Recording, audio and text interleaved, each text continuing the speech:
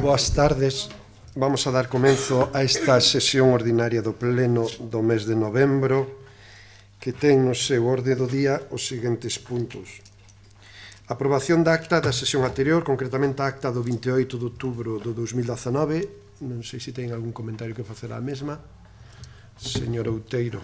Esta acta non se pode presentar. Así como está, non aceptamos e debe desemendar. Non sei se é responsabilidade do señor alcalde, que seguramente sí, ou de quen sexa, pero nós non aceptamos este enxendro de acta, porque falta todo a explicación e o desenrolo dun primeiro punto, donde ademais se incumpleu unha palabra dada, donde vostede foi cómplice e inductor necesario, polo tanto, non aceptamos esta acta.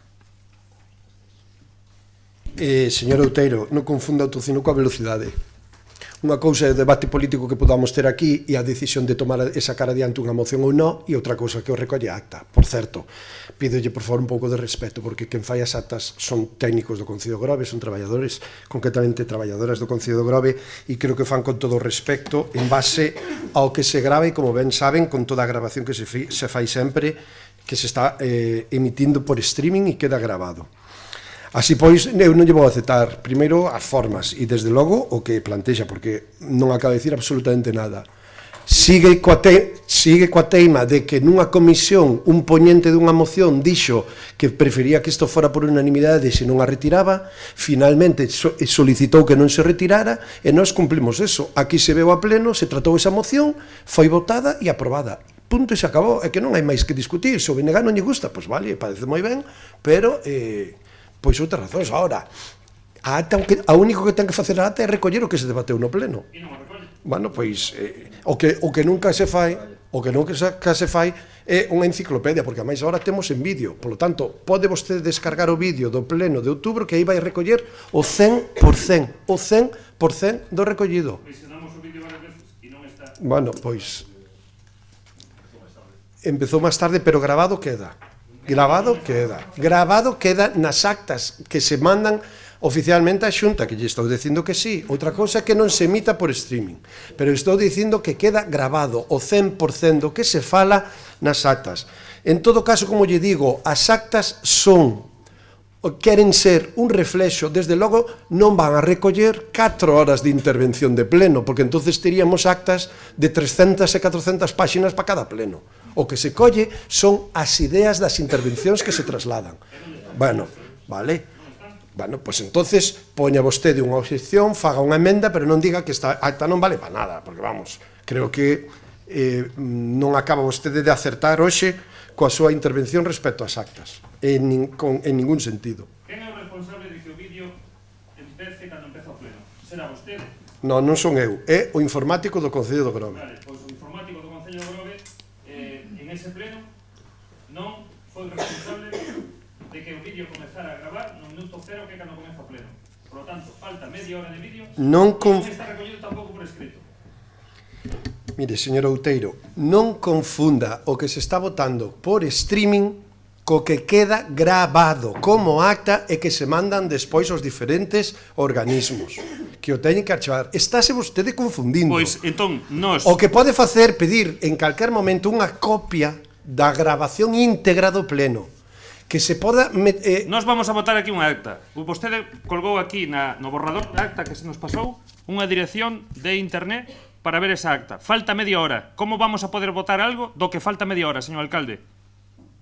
Como?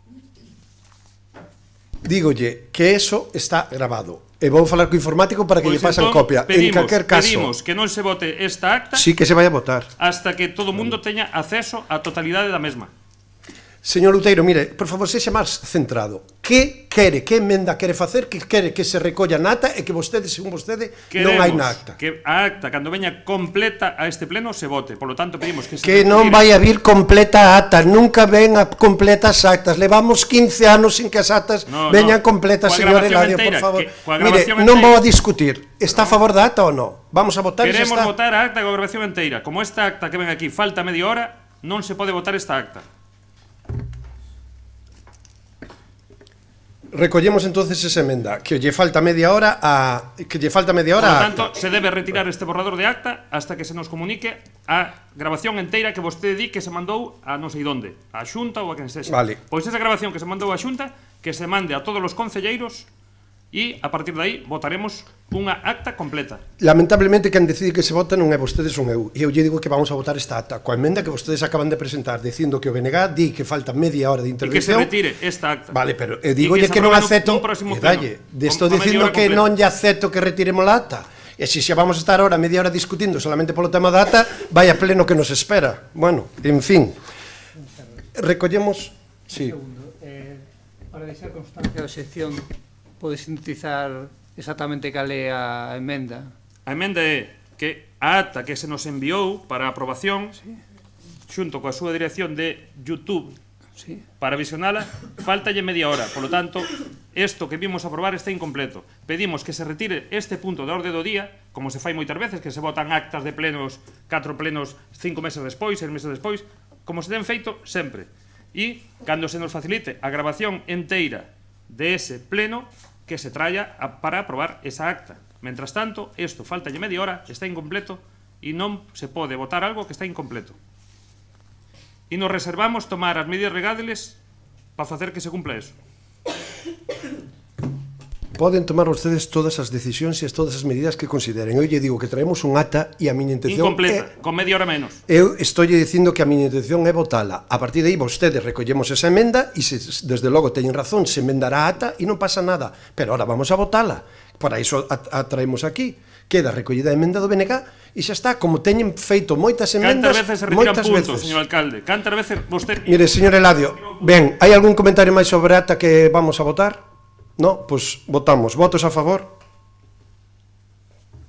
Abstencións? En contra? Queda aprobada por maioría. Punto número 2, ainda que aquí non aparece porque está non se recolleu no orde do día. O punto número 2 é, como sempre, dou conta dos decretos aprobados ata a fecha. E pasamos xa ao punto, en este caso sería o punto número 3, o expediente 2302/2019, moción do PSDG-PSOE para a retirada do anteproxecto de lei de creación sociedade de xestión de ciclo integral da auga. Sí, ten a palabra o secretario. Sí, gracias. Dase conta do ditame da Comisión Xeral Informativa realizado o día 20 de 11 de 2019, no que se ditaminou favorablemente por 3 votos a favor dos concelleiros presentes do Grupo Municipal do PSDG-PSOE, 3 abstencións dos concelleiros dos grupos municipais do Partido Popular, Esquerda Unida e Bloque Nacionalista Galego. A parte resolutiva é instar a Xunta de Galicia a retirar do anteproxecto de lei para a creación da sociedade definida como Sogama da Auga calquera mención aos concellos en relación a novas imposicións de obrigas de financiamento de obras hidráulicas ou de saneamento. 2. Instar a Xunta de Galicia a incrementar a dotación do Fondo de Cooperación Local base ata o 5% da recaudación tributaria galega e repartilo íntegramente en base a criterios de extensión, poboación, avellentamento, dispersión poboacional coas correccións necesarias para o caso de grandes cidades. Un reparto baseado nun modelo de transferencia na liña do Plan Concellos da Diputación de Pontevedra, co obxectivo de facilitar aos 313 municipios galegos o financiamento necesario para a correcta prestación de todos os servizos da competencia, incluídos os referidos ao ciclo integral da auga. Terceiro, instar a Xunta de Galicia a que, complementariamente ao punto anterior, modifique o canon de saneamento para que os concellos queden cun 50% da recaudación para financiar obras hidráulicas no seu territorio.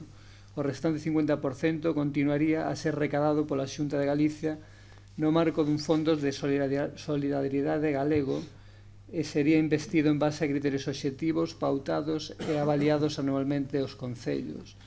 Cuarto, comunicar tamén este acordo á Presidencia da Diputación Provincial e á Presidencia da Federación Galega de Municipios e Provincias.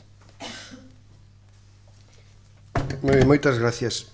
Esta moción que vou a proceder agora a dar lectura presenta o Grupo Municipal do PSDG-PSOE, igual que estamos facendo na maioría de concellos e deputacións, ante a nova proposta de lei para a creación dunha sociedade para a xestión do ciclo integral da auga que nos propón a Xunta de Galicia, coa cal estamos Non é que compartamos ou non compartamos, é que estamos radicalmente en contra tanto na súa filosofía como no seu fondo.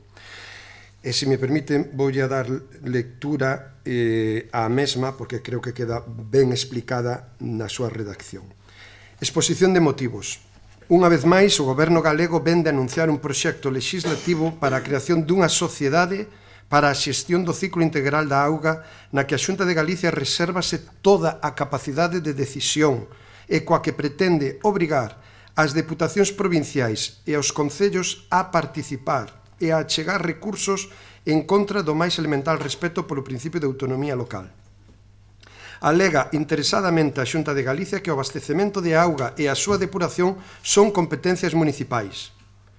E faino atendendo únicamente a Lei de Bases de Réxime Local, especialmente tras a reforma de 2003 en plena crise económica coñecida como Reforma Montoro, que tantos e tan graves prexuizos ten causado aos concellos, e a Lei de Augas de Galicia.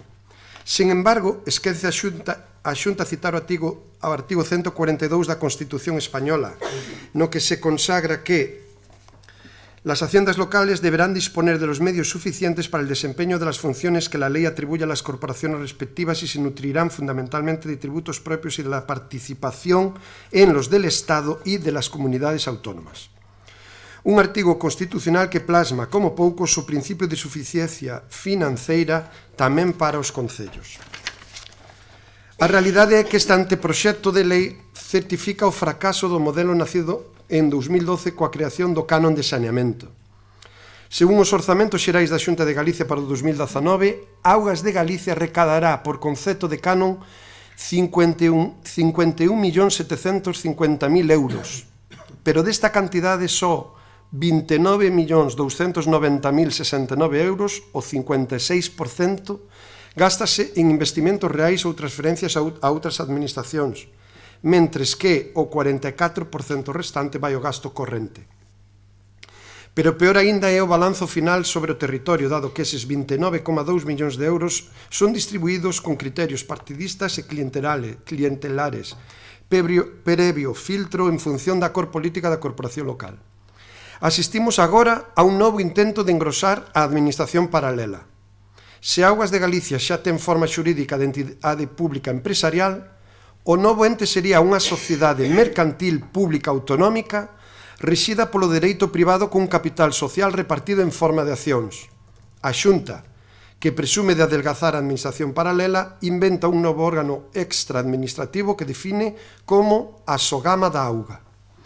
Preténdese que as diputacións se convertan en socios minoritarios, sen poder de decisión ningún, e preténdese tamén deixar a Xunta a potestade de aprobar, a través da Lei de Orzamentos Xerais, as tarifas por metro cúbico dos servicios que prestaría o novo chiringuito.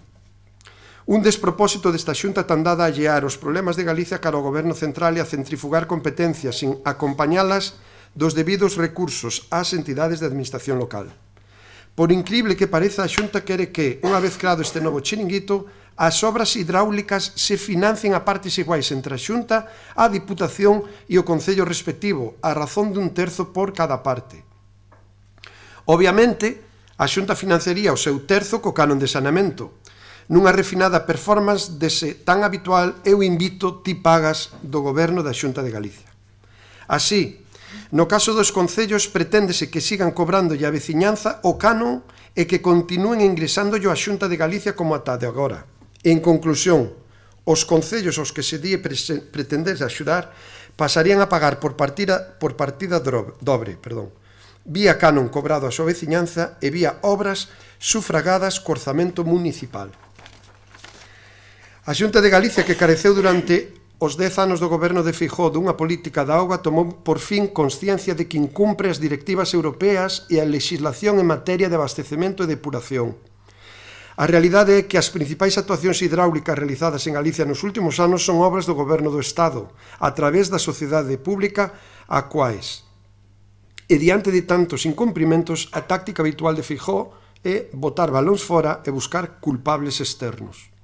É tanta a descortesía institucional da Xunta de Galicia que reviste o seu intento de crear este novo chiringuito de ataques directos a concellos concretos, citándoos expresamente na documentación xustificativa.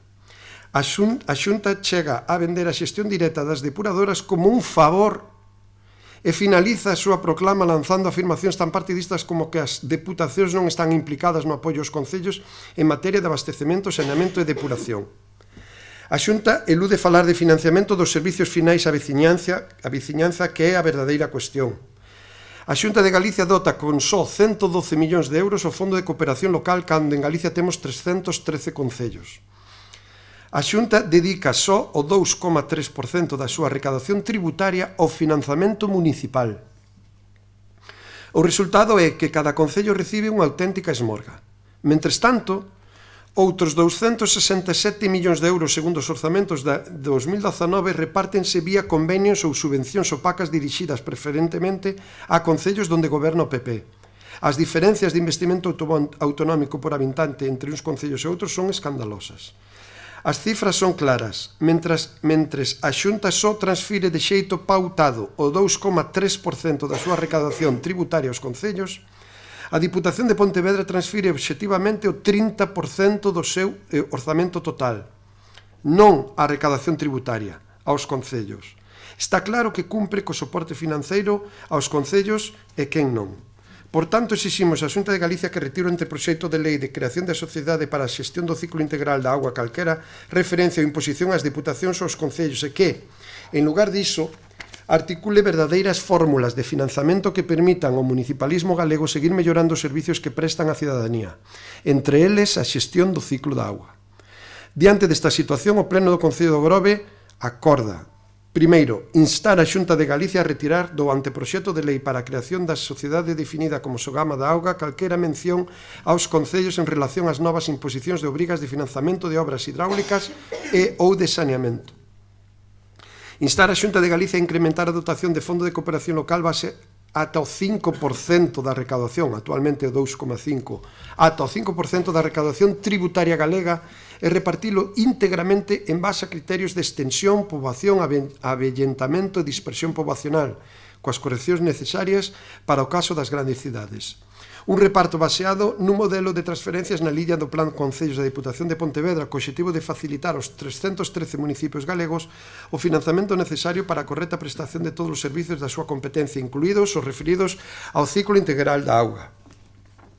Instar a Xunta de Galicia a que, complementariamente ao punto anterior, modifique o canon de saneamento para que os concellos queden con un 50% da recaudación para financiar obras hidráulicas no seu territorio.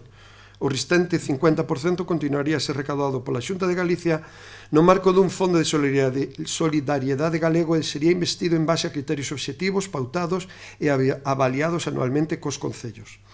Comunicar tamén este acordo á Presidencia da Diputación de Pontevedra, a Diputación Provincial e a Presidencia da Federación Galega de Municipios e Provincias. Esta moción ven ao fío do que desde o Concello do Grove vimos defendendo xa fai meses. A cuestión é a seguinte: temos un organismo da Xunta de Galicia con competencia totalmente autonómica como é a Augas de Galicia que cada vez máis está trasladando competencias propias dese organismo aos diferentes administracións, moi concretamente aos concellos, de tal xeito que, igual que pasa con Portos de Galicia, a Xunta de Galicia pasa a ser solamente un ente recaudador e os concellos vamos a pasar a ser os que cubramos todos os costes dos servicios, tanto da auga como do saneamento. E iso que significa? Que se a Xunta de Galicia non nos dá máis financiación que agora está recaudando, vamos a vernos todos obrigados a crear unhas novas tasas ou a incrementar as tasas existentes, polo tanto, finalmente, os veciños e veciñas van seguir pagando máis.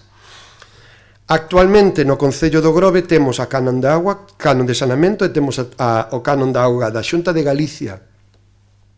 Entre os costes ou ingresos que temos na xestión municipal, que entre outras cousas xestionamos o pago do consumo da auga á Mancomunidade do Salnés, todo o personal vinculado á auga e todo o personal vinculado ao saneamento, todas as reparacións das tubaxes de saneamento e agua que facemos, todos os bombeos e o coste enerxético de todos os bombeos que temos no saneamento na rede municipal e ademais xestionamos a depuradora de San Vicente.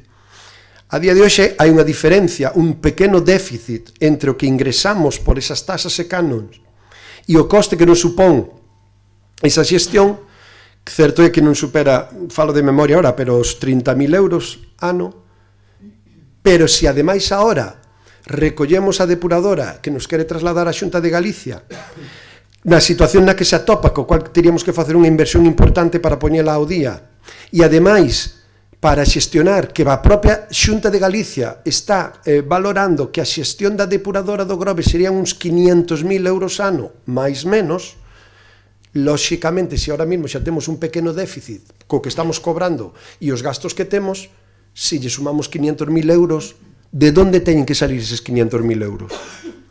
Pois as contas son claras. Ou reducimos gasto por 500.000 euros no orzamento, ou temos que cobrar 500.000 euros aos veciños e veciñas do Grove. Pero que xa os veciños e veciñas do Grove pagan 400.000 euros que recada directamente o Concello do Grove á Xunta de Galicia. O Concello do Grove no recibo cobra unha parte aos veciños e eses cartos van directamente á Xunta de Galicia e nós non podemos utilizalos de ningún xeito. Canto se recauda? Pois actualmente estamos perto dos 400.000 euros anuales. Nós o que demandamos é que, como mínimo, deses 400.000 euros, o 50% dese ingreso quede no Concello do Grove para, polo menos, axudar financeiramente a poder xestionar esas depuradoras. Pero que máis? Todo o que ten que ver co saneamento, a depuración, claramente nós defendemos que ten que ser unha competencia autonómica. Por qué? Porque, lamentablemente, todo iso vai parar aos nosos mares e, moi concretamente, a nosa ría de Arousa. E a ría de Arousa xa é unha competencia supramunicipal, porque afecta a máis de un concello. E, polo tanto, nós entendemos que iso ten que ser unha competencia claramente autonómica da Xunta de Galicia. É a Xunta de Galicia que tiña que dedicar fondos económicos a construir depuradoras para mellorar os nosos mares e as nosas rías e, sobre todo, para financiar a xestión e o mantemento desas depuradoras. Non é así, e cada vez vamos máis para atrás. Antes financiaban máis parte, antes facían máis obras, antes xestionaban máis depuradoras, antes se chamaba canon do saneamento, ahora se chaman canon da agua, porque senón tiñan ese problema de que realmente tiñan que xustificar porque estaban cobrando eses 400.000 euros, entonces ahora din, no, chamámoslle canon da agua, porque con eses 400.000 que recadamos no Grove, pero que recadan en cada un e todos os 313 concellos de Galicia, a Xunta de Galicia recibe unha cantidad de cartos hasta os 51 millóns de euros, dos cales apenas inviste a mitade do outro o utiliza para gastos correntes. Por lo tanto, aquí volve a haber unha descompensación total e é unha máis das competencias que tiñan que ser da Xunta de Galicia que nos trasladan aos concellos. Podemos falar en servicios sociais, podemos falar as tasas que están a pagar todos os hosteleiros do Grove e que está a pagar o Concello do Grove polo uso da zona portuaria. Estamos a falar do tema das garderías e así cada vez máis competencias. É dicir, cal é a estrategia de Xunta de Galicia? É o recado e as competencias que originalmente eran da Xunta de Galicia, para iso había un pacto local entre Xunta de Galicia e municipios. O que fago é trasladolle as competencias aos concellos, pero non lles dou os cartos. E iso é moi fácil de xestionar, así calquera saca boas contas.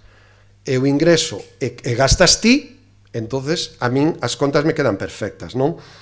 Eu creo que a expresión que mellor define isto é unha expresión moi popular, moi clara, pero creo que me van a permitir pronunciala hoxe aquí en este pleno, que é a Xunta de Galicia o que fai é eu invito, ti pagas.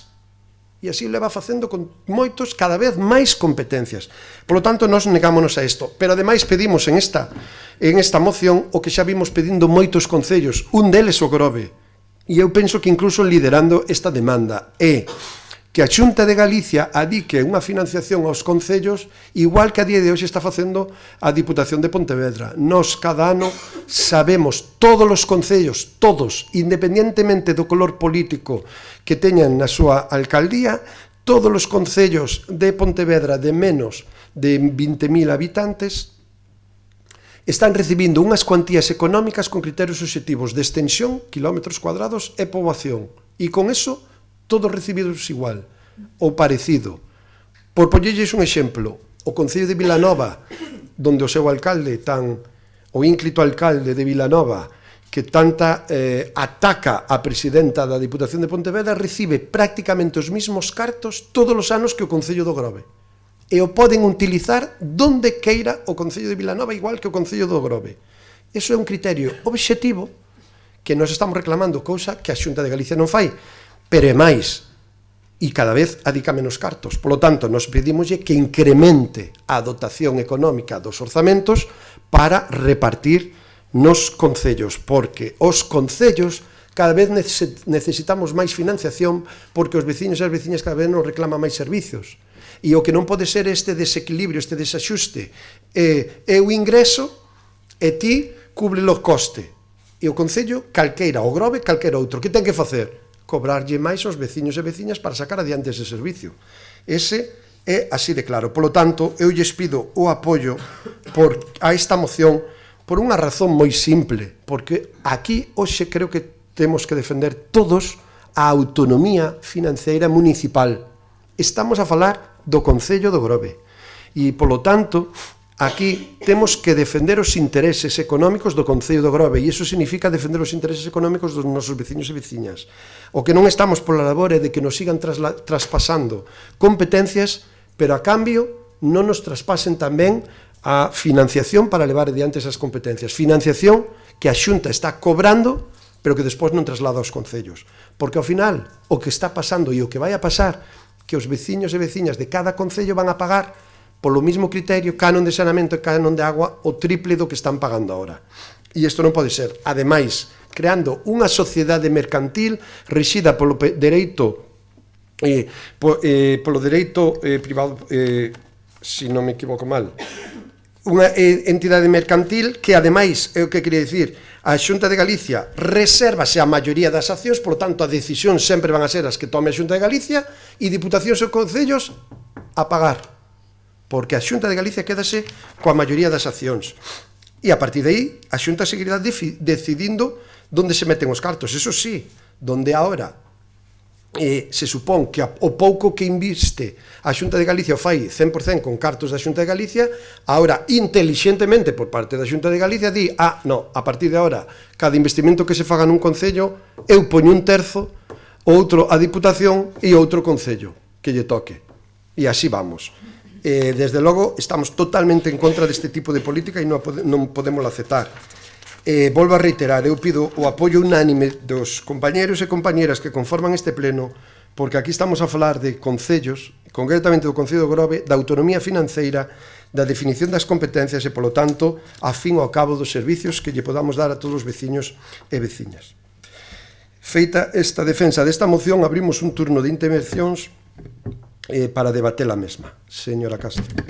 Ben, boas tardes, noites a todos. Comenta vostede, señor alcalde, que a Xunta de Galicia alega interesadamente, segundo a Lei das Bases de Réxime Local, o abastecemento de auga e a súa depuración son competencias municipais, e fai incluso mención á reforma Montero. Mire, para empezar, no ano 1985, cando se creou esta Lei de Bases de Réxime Local, quen gobernaba neste país era Felipe González. Sonalle. Polo tanto, foi o PSOE o que promoveu dita lei a que agora a vostedes non lle interesa atender. Cito textualmente: son competencia dos concellos o abastecemento de auga e a súa depuración no artigo 25. Non o puxo Montoro. Está establecido na lei. E xa que fala da reforma Montoro, señor alcalde, pois mire, a reforma Montoro se tivo que aplicar, por desgracia, grazas á grave crise e á situación económica do noso país despois de que vostedes gobernasen. Tamén con outro excelente presidente que tivo o noso país, o señor Zapatero, Sonalle, tamén do seu partido. E resulta que para paliar os efectos da crise se tivo que subir, como vostedes sabrá, o valor catastral no ano 2011. Cando no 2013 se levantou o plan de axuste do Goberno Central, xa que tiña un plan de caducidade de 2 anos de forma automática, que fixo vostede, señor alcalde? solicitou expresamente seguir co mesmo porcentaxe de valor catastral ás agachadas dos grovenses, a pesar de que vostede había posto o grito no ceo no seu momento dicindo que aquela decisión de Montoro poñía as familias grovenses ao borde da asfixia económica, que era inhumano resolver os problemas do Concello subindo a contribución e comprometéndose a non tomar xa máis unha medida semellante. E preguntarase vostede por que lle digo todo isto. Bueno, sabe vostede canto recauda de IBI neste Concello? Seguramente o sabe. Unha taxa que é estrictamente local. Pero claro, non lle interesa falar diso e dicilo abertamente. Non vai a ser que os veciños e veciñas do Grove pois alucinen en colores, non? Pero yo digo eu. Case 3 millóns de euros, resulta que se aplicase esa baixada que tiña que haber aplicado, pois xa tería vostede os case 400.000 euros que está poñendo en cuestión da Xunta de Galicia. É dicir, que os 400.000 euros que se cobran polo canon de auga establecido por lei están mal cobrados. E os máis de 6 millóns de euros que vostede, señor alcalde, lle cobra por todas as taxas locais aos veciños e veciñas do Grove, que non se van a ninguna parte, senón que se quedan íntegramente no Concello, repito, máis de 6 millóns de euros polo IBI, polo IAE, pola ocupación do espacio público, polas terrazas, polos quioscos nas praias, polos mercados municipais, ata por casarse se cobra neste Concello, pero esas son taxas boas. As taxas malas son as que cobran os demais, non? Ben, ou seja, que se uns cumpren a lei están roubando aos veciños, e se os outros cumpren a lei, neste caso, pois, como non interesa, están recaudando polo ben dos veciños do Grove. Mire, propóñolle unha cousa. Por que non establece vostede unha rebaixa nas taxas locais? Un 10% ou mellor aínda. Por que non se declara vostede un Concello libre de taxas, libre de impostos? Seguro que os veciños e veciñas do Grove yo van a agradecer e incluso yo aplaudirán. Pero claro, así non pode ser, lóxicamente, porque entón non tería vostede de onde recaudar, por exemplo, o soldo que cobran vostedes e todos os seus compañeiros, que xa se apuraron a primeira vez, a primeira de cambio incrementar nada máis chegaron ao goberno. Mire, dice vostede que terían que revertir ao menos nun 50% en inversións locais o canon que se cobra da Xunta, é dicir, que se de 400.000 euros que se cobran, se deberían revertir, entendo eu, uns 200.000 euros. Pois vamos a calcular xuntos, se lle parece. Mire, canto costou a EDAR no Grove, que se financiou íntegramente gracias á Xunta de Galicia? Casi 7 millóns de euros, verdade? Pois ben, seguindo a súa lóxica, a Xunta de Galicia invertiu no ano 2009 unha cantidade de cartos equivalente a 35 anos de repercusión da metade do que cobra polo canon. 7 millóns entre 200.000 euros que quere vostede revertir dan un total de 35 anos. É dicir, que a débeda da Xunta de Galicia en materia de saneamento está saldada ata o ano 2044.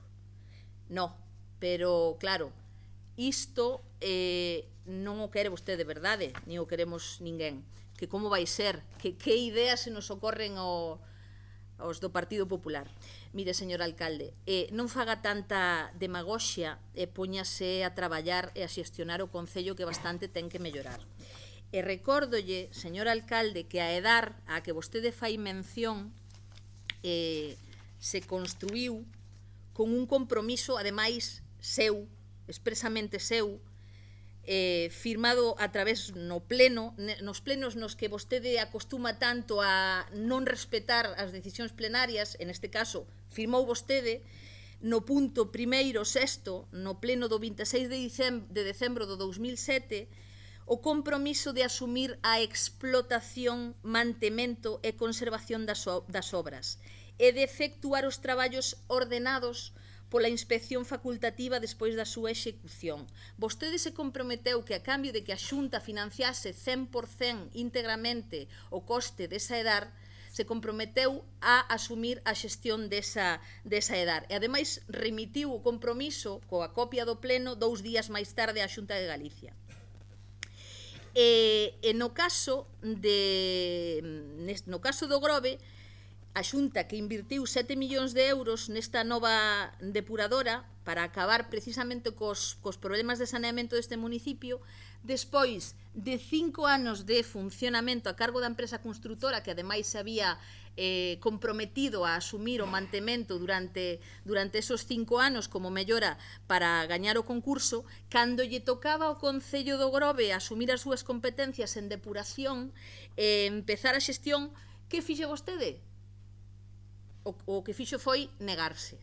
Ben, porque prefire, xa que tanto, ademais, me choca que vostede vai a falar de que vai a o perigo de vai a parar os nosas mares e a nosa ría da Arousa. Vostede foi o que puxo en perigo os nosos mares e a nosa ría da Arousa negándose a asumir esa xestión.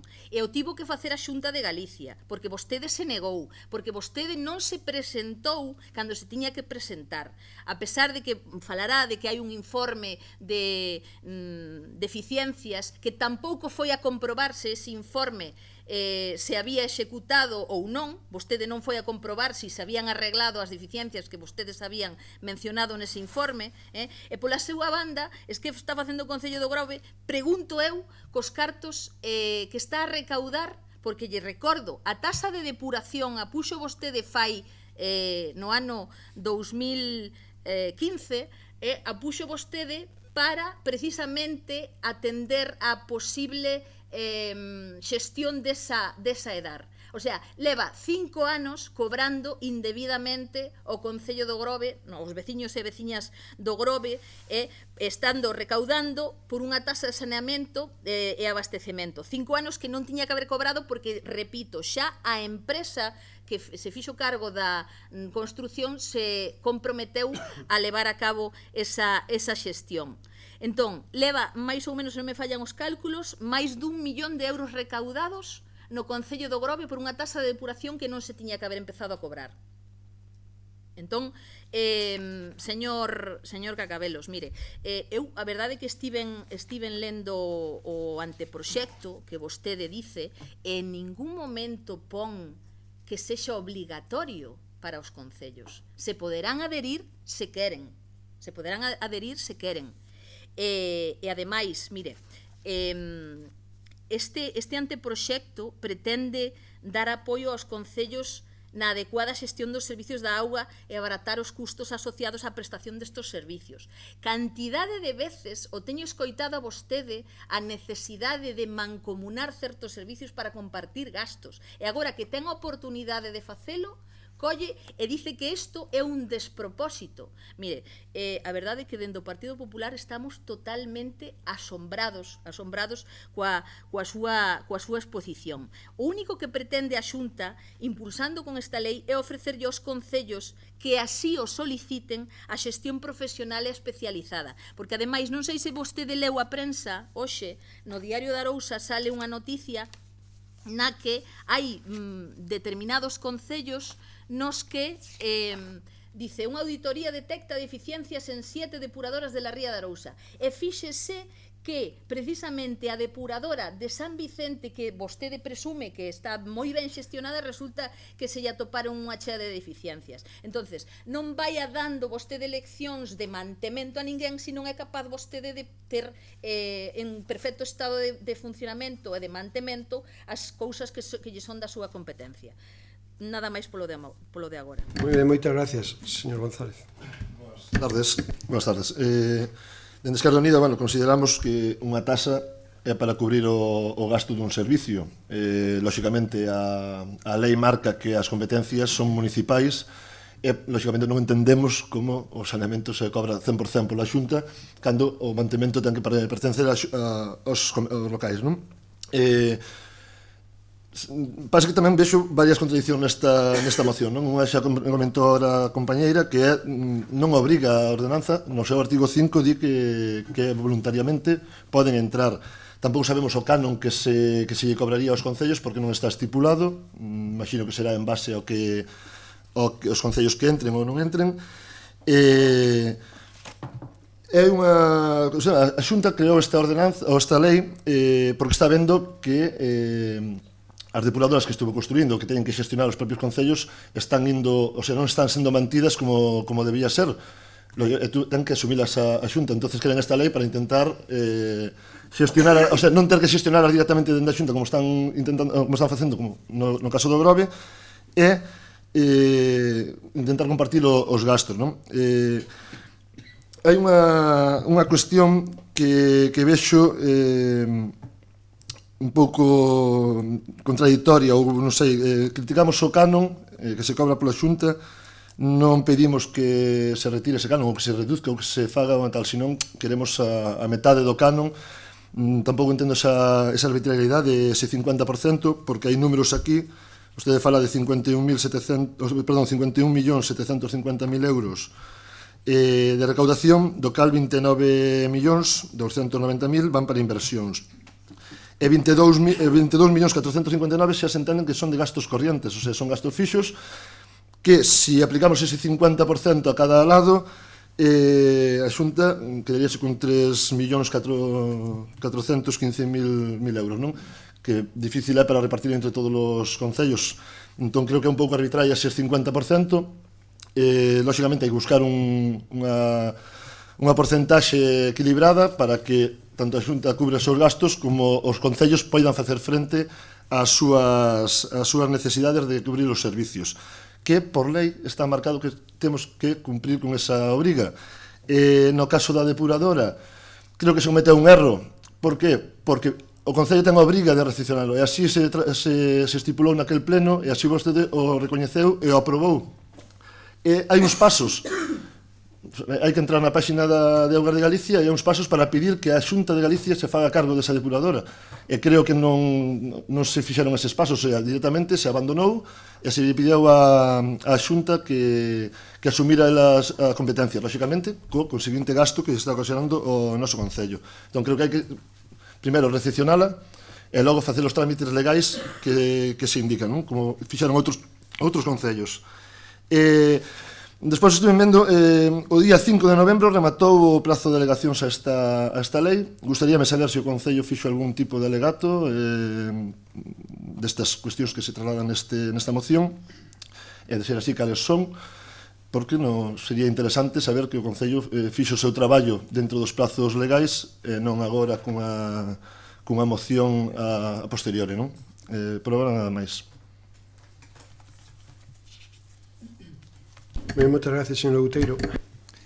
Sí, ben, desde o BNG, bueno, primeiramente unha cuestión de orde. Na terceira páxina da moción, no cuarto parágrafo, a oración que comeza na cuarta liña de a Xunta dedica só o 2,3% da súa recadación tributaria ao financiamento municipal, o resultado é que cada concello recibe unha auténtica esmorga. Entendo que é unha esmola, non? Por tanto, debe... Unha esmorga é unha festa, é un... Entón, dada esta cuestión de orde, pasar a falar do argumentario do BNG sobre este anteproxecto de lei da Sociedade de Xestión para o Ciclo Integral da Agua, que queremos dicir que desde o Bloque Nacionalista Galego solicitamos a devolución do anteproxecto de lei de creación da Sociedade para a Xestión do Ciclo Integral da Agua elaborado pola Xunta de Galiza. Pois logo de ser analizado, a conclusión é que chegamos é que este anteproxecto de lei pretende que os concellos financien investimentos en depuración e saneamento que son parte das obrigas da propia Xunta de Galiza. O sentido do anteproxecto de lei é a evidencia de que a Xunta non é capaz de cumprir coas súas obrigas en materia de depuración e saneamento e quere obrigar aos concellos a financiar investimentos e competencias que non son municipais. O goberno galego ten unha ameaza moi seria da Unión Europea de sancións por non ter as rías saneadas e depuradas. E agora, ante esa situación, pretende que sexan os concellos os que financien unha parte importante desa falta de cumprimento das súas obrigas. Danse casos concretos nos que o Concello exerce en materia de ciclo da agua todas as competencias que ten, e que de entrar nesta sociedade exercería competencias que non lle corresponden, e ademais sin ningún tipo de financiamento para exercelas. Contradicións e incongruencias. O anteproxecto remitido pola Xunta contén múltiples contradicións, incongruencias, lagoas e inseguridade xurídica, que se resumen nos seguintes puntos. Primeiro, contradición na obriga de formar parte da sociedade mercantil. Regúlase tanto o capital da empresa como os servizos vinculados nos artigos 2 e 5, que, dunha banda, establece que a adhesión a esta sociedade mercantil por parte das entidades locais é voluntaria, pero, por outro lado, establécese que as deputacións teñen a obriga de adherirse. Segundo, Incongruencias na fórmula de adhesión para os concellos. Para adherirse, os concellos establece que deben comprar accións, mais que só poden facelo adendando accións das deputacións. A Xunta de Galicia reservaría ese control do 51% do accionariado da sociedade mercantil e o resto adquirirían as deputacións, polo que os concellos, para adherirse, terán que adendar accións da deputación correspondente. O problema estriba, por exemplo, en que se unha deputación non se adherise e recorrese judicialmente esa obriga, os concellos desa provincia non se poderían adherir. Terceiro, tarifas unilaterais. A tarifa de prestación de servizos por parte desa sociedade mercantil sería decidida unilateralmente pola Xunta, como no caso de Sogama. O artigo 9 establece que o importe das tarifas, así como a súa revisión, será fixado na Lei do Orzamento Xeral da Comunidade Autónoma, polo que os concellos estarían obrigados a formar parte da sociedade mercantil, mas non poderían participar no establecemento das tarifas dos servizos que lles presta a sociedade mercantil da que forman parte. Cuarto, arbitrariedade no financiamento dos investimentos. O artigo 10 establece os mecanismos para financiar as obras necesarias no caso de que unha explotación necesite investimentos, fixando 1/3 dese investimento para Augas de Galiza, 1/3 para a entidade local e 1/3 a Diputación. Mas no apartado 3 abre a posibilidade de cambiar esa repartición se hai acordo entre administracións, abrindo a porta a que Augas de Galicia obrigue a pagar o terzo do investimento a uns concellos e a outros non. E xa saberemos que color teñen que ter os concellos para obrigar a uns e outros non. Contradicións no marco competencial. A suposta adhesión voluntaria dos concellos á sociedade mercantil transfórmase na disposición adicional a sociedade xestionará o servizo relacionado no anexo 1 previa suscripción polos concellos de accións desa sociedade e, ademais, indica que no caso de que os concellos non seguisen o procedimento previsto para a adhesión, poderá procederse á reversión da explotación á entidade local correspondente. Isto implicaría a entrada obrigatoria do concello na sociedade e o compromiso de asumir 1/3 dos investimentos, así como as tarifas das e dar que son competencia da Xunta. Que de non facelo, a Xunta revertiría esa instalación do Concello. Competencias da Administración galega. A actual Lei de Augas de Galicia de 2010 establece que a depuración das aguas residuais son competencia da Administración galega, como recolle tanto no preámbulo como no artigo 32. Ademais, en virtude desa competencia, a Xunta establece na propia Lei de Aguas un canon para todas as obras relacionadas co ciclo da agua e a creación dunha taxa, isto é, o coeficiente de vertedura, que funciona como mecanismo para a financiación dos gastos de explotación e investimento nas infraestructuras. Xa na Lei de 2001 se establecía no artigo 7 que a competencia en depuración de aguas residuais era da Xunta de Galiza, e foi daquela, en virtude desa competencia, cando a Xunta comezou a reclamarlle aos concellos a sedar. Xusto ao revés do que se quere facer no Grove. Un dos exemplos foi a dar de Placeres, no Concello de Pontevedra, que era de xestión municipal, e en xullo de 2007 pasou a ser de xestión galega. Ou tamén a dar de Arcade, que ao rematar as obras pasou a ser xestionada directamente pola Xunta de Galiza.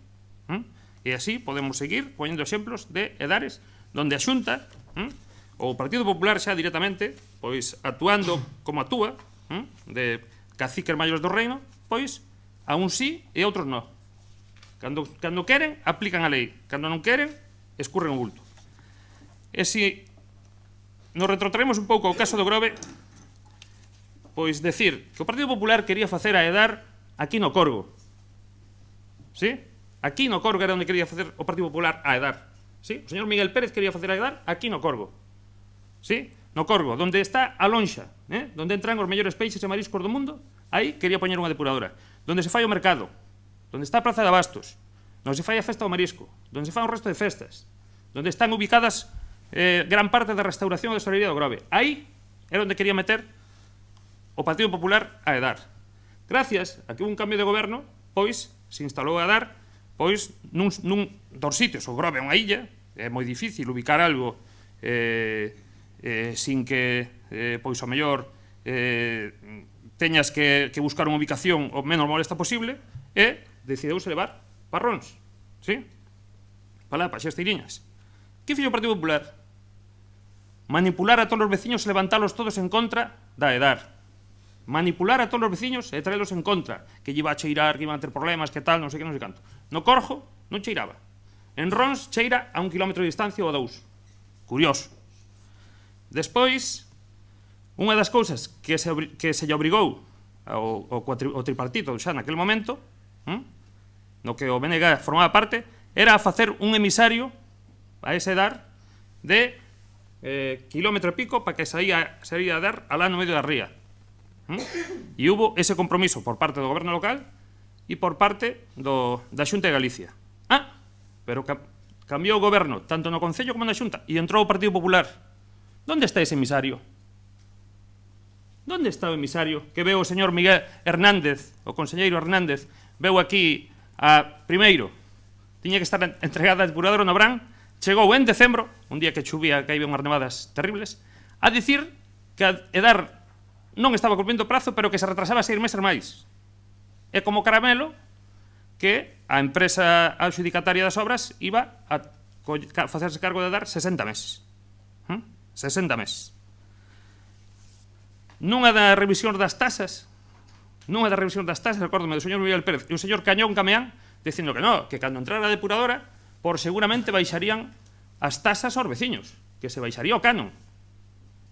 Estaba o señor Cacabelos, acórdase, señor Cacabelos, cando o señor Cañón Cameón sentado ali decía, non, si eso é unha bendición, cando entre a dar van a baixarlle os precios do saneamento e da agua aos veciños. Mentira. E, por último, decir que o Partido Popular non está habilitado para defender nada desto. Nada. E no Grove, menos. Teñen que estar caladiños, coas oriñas baixadas, e pedir perdón. E, desde o BNG seguimos reclamando, onde está o emisario da depuradora? Onde está? Nada máis. Moitas gracias. Pois casi vou comenzar polo final. Ás veces temos as nosas diferencias, pero se teño que dicir ao voceiro do BNG, casi lle vou a agradecer a exposición que acaba de facer, porque casi creo que foi mellor incluso que a miña para explicar os motivos e as razóns de traer esta moción aquí. Comparto absolutamente todo e creo que estuvo minuciosamente explicado. Polo tanto, baseándome na explicación que acaba de facer o voceiro do BNG, si teño que contestar algunhas cuestións ou matizar algunhas cuestións que aquí se teñen trasladado, non? O que acaba de dicir o voceiro do BNG é certo. Os concellos terán a capacidade voluntaria de adherirse, pero cando a Xunta de Galicia che di te podes adherir voluntariamente, xa sabemos o que nos quere dicir. Para exemplo está a Galescola, que era unha adhesión voluntaria, pero vaite adherindo porque senón os gastos van a ser bestiales e os pais non van a poder asumilos, e polo tanto aí temos que estar nós cada ano con casi 70.000 euros dos costes que a Xunta de Galicia nos di que ten a guardería municipal, porque nós nunca temos copia de absolutamente nada, eles fan un cálculo de ratio por cada rapaz, nós temos un coste de tanto e a vos toca pagar tanto, e aí religiosamente pasan a factura e nos pagamos. Datos, ningún. Señora Castro, o Partido Popular do Grove sempre, históricamente, ten un problema moi importante, e de verdad, reflexionen. O Partido Popular do Grove sempre, históricamente, e podemos revisar todos os plenos, sempre se pon a favor da Xunta de Galicia e en contra dos veciños e veciñas do Grove. Sempre. E siguen cometendo ese error. Aquí o que se está discutindo é unha cousa máis profunda, e o compañeiro do BNG o acaba de explicar.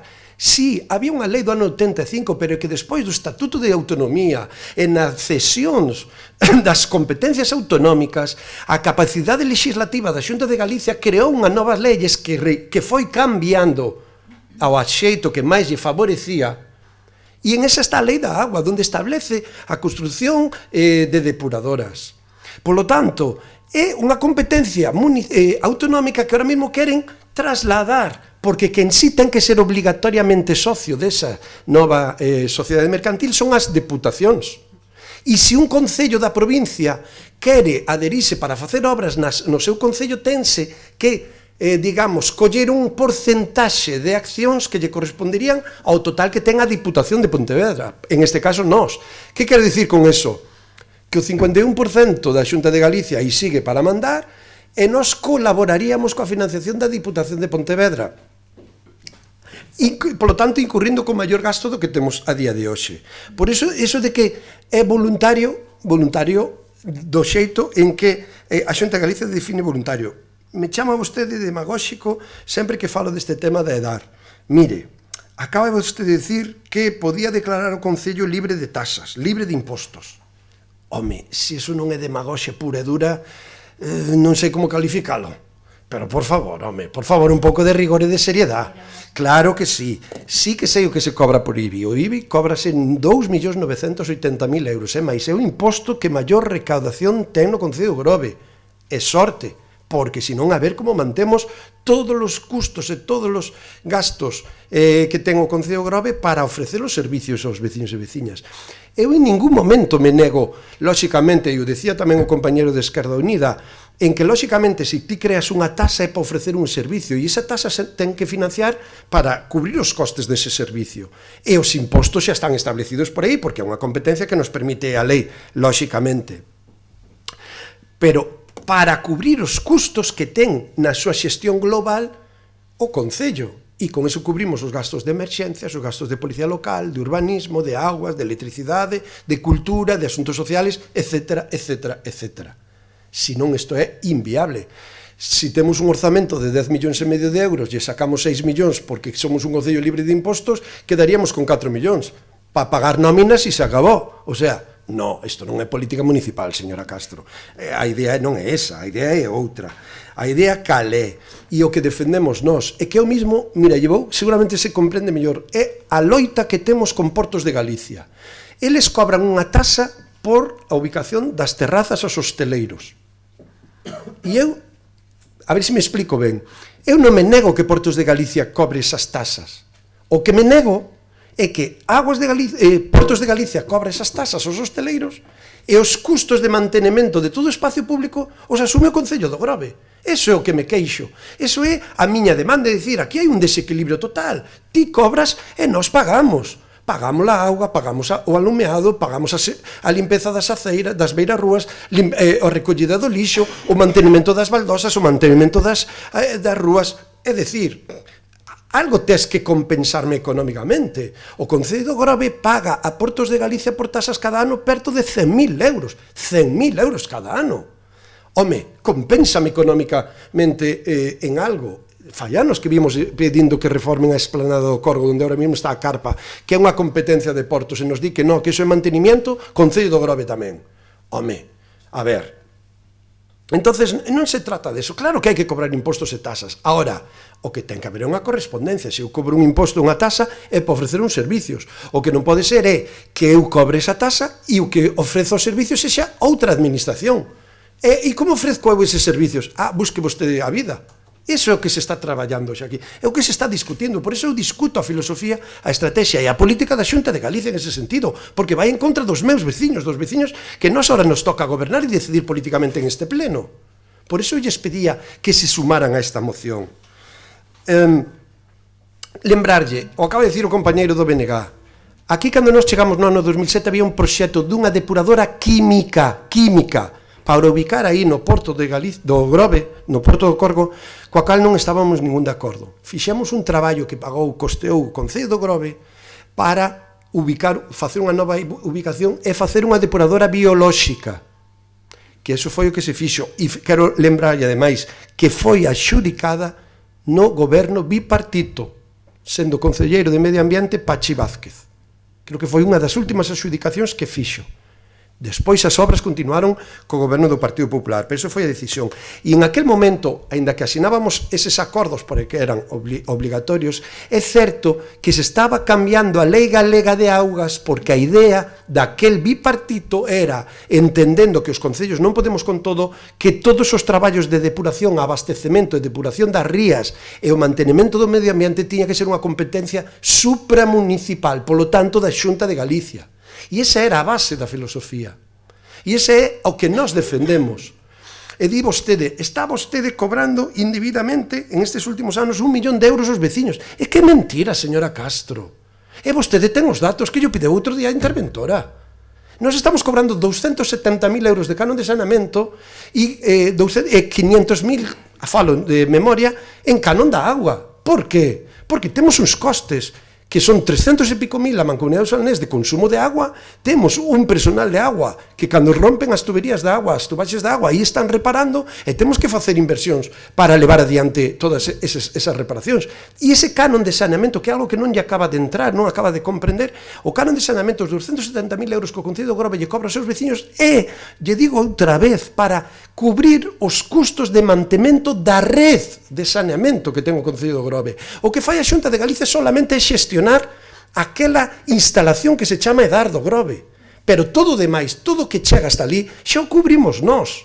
Con eses cartos, claro que sí. Se non, como maravillas cos cartos non podemos facer. Ingresamos e gastamos.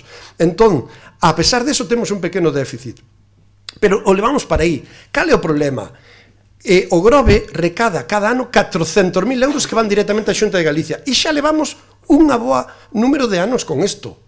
Según os cálculos, xa levamos recadado para a Xunta de Galicia máis de 5 millóns de euros en estes últimos anos deses 400.000, que xa dicimos, non só somos un ente meramente recaudador, yo cobramos ao vecillo e o transferimos á Xunta de Galicia, non nos quedamos con nada. Home, se a inversión de EDAR xa eran por 6 millóns, casi 7 millóns, e xa temos recaudado a Xunta de Galicia máis de 5 millóns de euros, home, eu creo que os veciños do Grove xa fixeron un esforzo económico importante para financiar e amortizar a inversión que a Xunta de Galicia fixo aquí no Grove para ese EDAR. E, por certo, para que se enteren xa todos dunha vez, eu non me estou negando a recepcionar a EDAR. A día de hoxe, o goberno do Grove o que se está negando é a recoller esa infraestructura nas condicións na que está. Nas condicións na que está. Por certo, estamos nun contencioso. Xa verá o xuez o que diga. Me pregunta se fun a comprobar como estaba esa depuradora. Miren, eu non teño nin capacidade nin competencia para facer eso. Dios me libre. Pero o que sí que fago, o intento facer é apoiarme nos informes profesionales. E aquí, coa nosa intención que tiñamos a principio deste ano de xestionar a depuradora do Grove, contactamos con 3 empresas expertas en xestión de depuradoras municipales, e as 3 empresas que foron a ver esa depuradora nos dixeron: non se vos ocurra recepcionar esa depuradora tal cal está ahora. Por qué? Porque hai elementos claves para o bo funcionamento futuro de depuradora que necesitan unha nova inversión, necesitan un cambio. Porque é certo que vostede dicía, esta empresa leva 5 anos xestionando, pero leva 5 anos sin investir. E todos sabemos que a utilización da maquinaria sufre desgaste. En 5 anos bastante. E iso foi cando lle dixemos, eu non podo recepcionar algo que sabemos, que son conscientes de que non está ben. E ora me dirá vostede, é que a depuradora está funcionando, que é o que din os técnicos de Aguas de Galicia.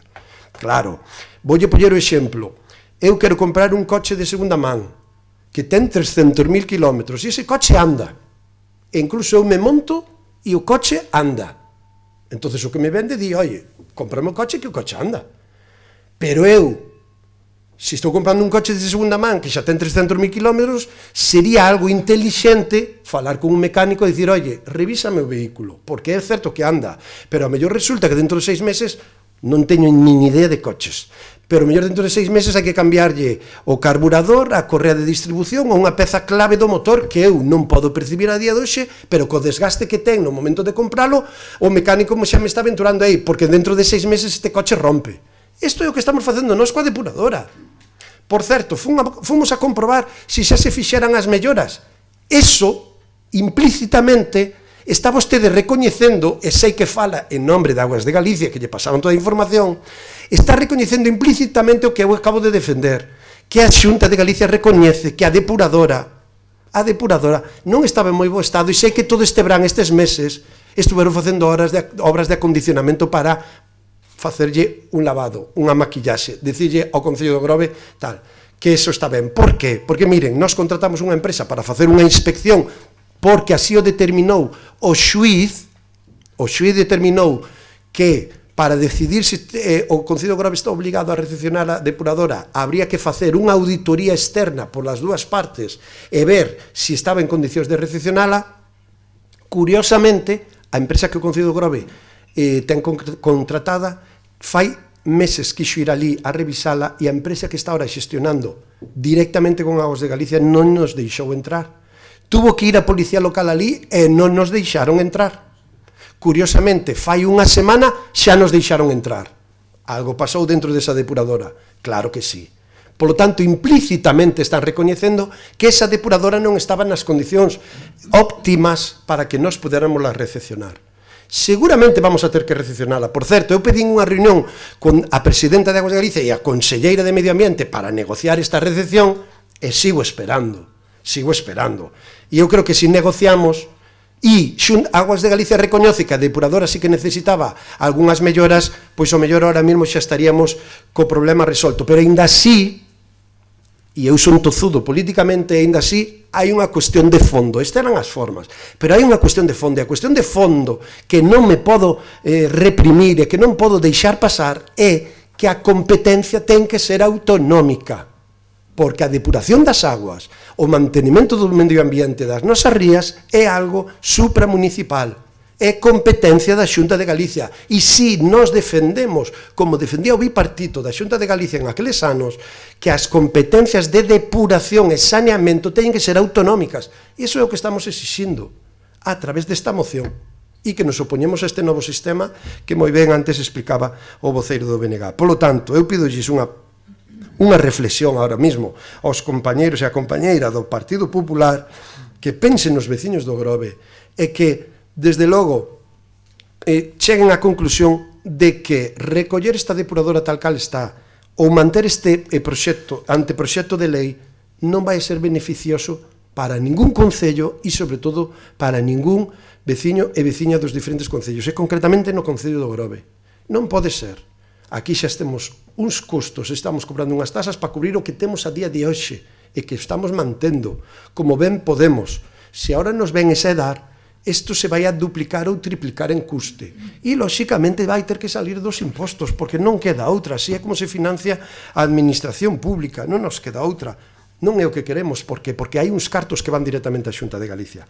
Por lo tanto, finalmente, lles pido aos membros do Partido Popular que reflexionen e que, desde logo, póñanse por un momento do lado do municipio, das arcas municipales, dos ingresos, dos custes, do orzamento municipal, dos veciños e das veciñas, e non se poñan tanto a favor da Xunta de Galicia, que de verdad, aquí agora estamos a defender os intereses municipales, e eu creo que ese é o primeiro compromiso que os 17 que nos sentamos neste pleno acadamos cando nos presentamos e cando ocupamos este cargo.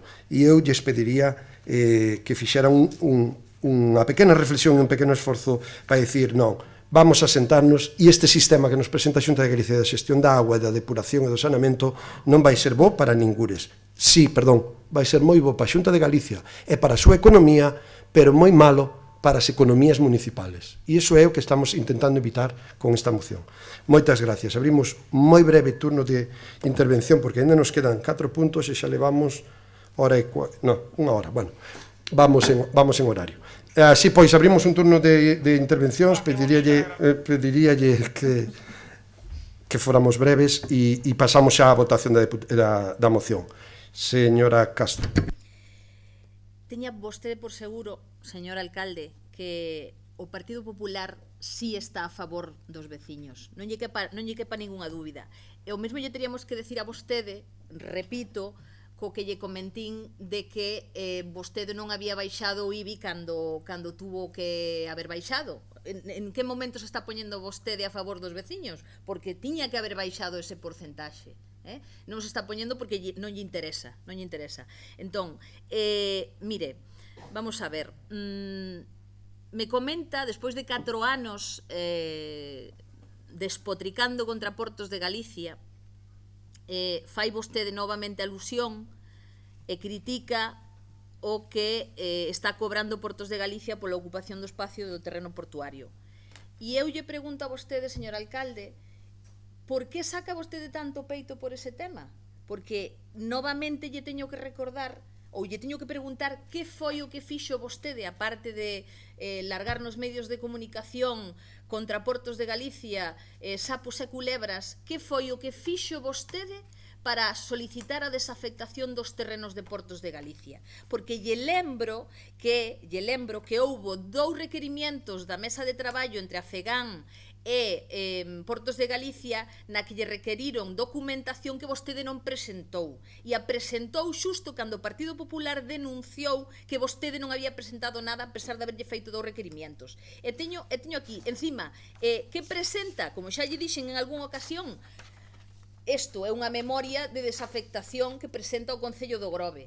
A presa e correndo no mesmo día no que o Partido Popular denunciou. Entón, non me faga vostede recordar o pasado, porque vostede tampouco fai moito polos veciños deste pobo en esos temas.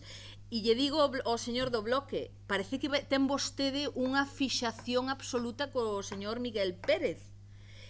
Xa yo dixen en outra ocasión, home, deixo estar en paz, deixo estar tranquilo, que el xa non se dedica a este tema da política. É dicir, está constantemente rememorando todo o que fixo no seu goberno. Lle pido, por favor, que se actualice, como lle teño dito en outras ocasións. Mire, e ademais lles vou a facer, xa fixo alusión o señor de Esquerda Unida, pero lles vou a decir que existe... non sei por que o Partido Popular ten que facer o traballo de ninguén aquí, porque realmente xa deberían vostedes saber este tipo de cousas, pero si tanto demandan ou demandaban que a Xunta de Galicia se fixese cargo da EDAR, precisamente non tiñan máis que habelo solicitado. Existe un decreto no que pode tomar nota, decreto 59/2013 do 14 de marzo, no que se desenvolve a lei de Augas de Galicia en materia de execución e explotación de infraestructuras hidráulicas. É dicir, en alusión ao que comenta o señor do Bloque tamén, que a Xunta xestiona outras sedares. Se xestiona outras sedares é precisamente porque os concellos seguiron ao pé da letra o indicado neste procedimento, cousa que o Concello non fixo, verdad que non, señor alcalde? Fixeron vostedes algún tipo de procedimento, aparte de largalo nos medios de comunicación? Isto, polo menos, nós non temos constancia de que o teñan feito. Agora me dirá que si que o fixeron e o mellor está correndo, facendo e presentando mañán, vale? Pero non me diga ese tipo de cousas, porque non se fixeron. E tamén lle digo, efectivamente había un informe de deficiencias, e eu lle pregunto, é dicir, cando puido haber ido a recibir a EDAR, vostedes non comprobaron se esas deficiencias se habían subsanado ou non. Nos, a constancia que temos é que na súa meirande parte estaban totalmente subsanadas. Iso é o que nos informan. Ademais, en algunha ocasión ten vostede dito, cando nos visitamos a EDAR, que decía, reciben os do Partido Popular e a nós non nos reciben. Ben, pois tamén lle digo, señor alcalde, tome nota que tamén existe outra instrucción de traballo para acceder a EDAR, é dicir, non vostede por ser señor alcalde pode entrar cando lle pete nunha instalación que ten unhas medidas de seguridade e que hai que seguir uns procedimentos establecidos para poder acceder, que foi o que fixo o Partido Popular. O Partido Popular ciñeuse e pideu a solicitud, rellenou os formularios pertinentes e foi precisamente a supervisar ese tema. Pero obviamente, como vostede dice, vostede non é experto en xestión de dares, nós tampouco, pero xa vostede sentou cátedra e dixo que sabrán os do Partido Popular sobre isto. Moi, o Partido Popular non solamente estivo acompañado por un, nin por dous, senón por tres técnicos que certificaron que a EDAR está en bo estado de funcionamento. Cousa que non se certifica, lle repito, da EDAR que xestiona o Concello do Grove en San Vicente. E ademais, eu me pregunto, repito, o Concello, o canon de depuración se empezou a cobrar fai relativamente pouco, co compromiso de asumir a xestión da EDAR. Me pregunto como facían antes, porque a xestión da EDAR de San Vicente, que eu sepa, leva dende o ano 98, máis ou menos. Como se facía antes que non se cobraba esa tasa de depuración? O sea, antes facíase, non? Entón, home, quizáis teríamos que facer un pouquiño de historia en ese tema e tratar este tema en profundidade, porque a realidade é outra. Mire, ademais, este tema, o que se pretende levar a cabo pola Xunta, está en base á lei. A lei establece que son os concellos os que son competentes na materia de abastecemento de auga. E máis, nun artigo, o artigo 26.2 desa lei reguladora, establece que os municipios con poboación inferior a 20.000 habitantes será a Deputación Provincial a que coordinará a prestación dos servicios, cousa que hasta a data non está facendo. Por eso se integra as deputacións neste anteproxecto. Por eso se integra a deputación neste proxecto.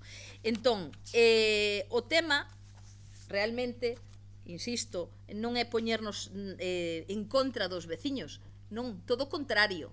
Todo o contrario. Nos poñemos a favor porque realmente pensamos que coa, como dicía antes, o compartir gastos, eso se nos comentou tamén na visita que fixemos a EDAR, hai certas, por cercanía, certas edades que podrían ser levadas en conxunto polos mesmos técnicos. Por eso simplificaría sobremaneira a xestión e os custos de mantenimento desas edades. E é o que se está tratando de facer con este anteproxecto, compartir gastos. Insisto, non é obligatorio, vostede se pode adherir ou non ao tema, se pode adherir ou non ao tema. E o canon da auga, señor Cacabelos, non é un invento da Xunta, que parece que aquí resulta que a Xunta é a que implementou este canon. É unha taxa ambiental que existe na maioría das comunidades autónomas e que aquí ten un dos precios máis baixos do Estado. Unha taxa ambiental dirixida a unha xestión sustentable da auga, porque as infraestructuras de saneamento e abastecemento construídas teñen un custe. De feito, por eso os 7 millóns que se invertiron neste concello polo tema da EDAR. Non sei se lle entendín ben, antes decía que Vilanova recibía o mesmo que da Xunta, non? Me parece... da Deputación. Vale. Pensei, lle iba a correxir, de feito, porque me chamaba a atención en ese tema. O tema é importante porque, ademais, dentro da Xunta, que é algo que non fan mención vostedes, existe o Fondo de Cooperación Local.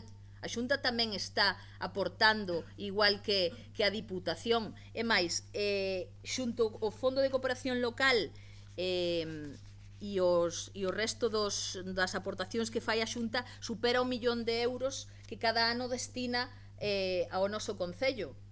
Entón, precisamente por eso pedín o outro día os presupostos. Polo tanto, do plan concellos creo que son en torno aos 800.000 euros, non? Entón, decir que a Xunta non invirte no noso concello, pois non estamos de acordo neste tema. Francamente, creemos que se está desvirtuando totalmente o motivo polo que se creou este anteproxecto e se lle está dando unha volta que non se lle ten que dar, porque precisamente a Xunta o creou para axudar a aqueles concellos que non están capacitados para xestionar as súas edades ou que levan un servicio deficiente de mantemento e de xestión do saneamento, e por iso se trata de establecer este anteproxecto. En principio, nada máis, nós non vamos, sentindo moito, non vamos a apoiar a súa moción. Ben, gracias, señor Otero. Boas, nada, simplemente anunciar que vamos a apoiar a moción, e vamos a apoiarla porque realmente consideramos que, aínda que, por moito que se insista, as competencias en saneamento son municipais, lóxicamente non entendemos que un canon sea cobrado 100% pola Xunta e non se revirta na axuda aos propios concellos. Queda unha tal, non poña como exemplo as galescolas porque foron creadas polo bipartito. Entón, outra cousa é que despois a galiña azul que cambiaron os criterios, pero nombrou as galescolas, non queda en bo lugar con esa cuestión. Non me respondeu se fixeron algunha alegación dentro do prazo estipulado. Nada máis. Señor Outeiro. Ben, eu síntome orgullosa da miña intervención porque a señora do Partido Popular non rebateu nada do que eu dixen. ni nada. Falei de 3 persoas vinculadas ao Partido Popular, como era o conselleiro Hernández, como foi o concelleiro señor Callor Cameán. E lle moleste que fale de don Miguel Pérez García. Pois que quere que lle diga eu? Ese señor foi concelleiro aquí máis de 20 anos. Estuvo 16 anos con responsabilidades de goberno, das cales 12 anos de alcalde. É un señor moi listo, pero moi listo pa él. Ese señor, nese tempo que estuvo aquí con responsabilidades de goberno e de alcalde, o grave único que fixo foi retroceder en servizos e infraestructuras. Curiosamente, ao mesmo tempo que ele estaba aquí de alcalde, pois aquí, na nosa capital próxima, que é Pontevedra, había un goberno do BNG que facía? Facía avanzar a Pontevedra. Fíxense vostedes o listo que é o señor Miguel Pérez. Non vive no Grove que deixou el. Vive en Pontevedra, na Pontevedra do BNG. Aí é onde vive. Fíxense o listo que é. Nada máis. Moitas gracias. Vamos entonces a votar. Certo é que habría que matizar algunhas cousas da intervención da voceira do Partido Popular. Se leera ben a moción, nós o que estamos pedindo é un incremento do Fondo de Cooperación Local da Xunta de Galicia, claro que sí. Si vostede mesmo reconoce, primeiro, a través do Fondo de Cooperación Local da Xunta de Galicia nos recibimos o ano non chega a 1 millón de euros, pero bueno.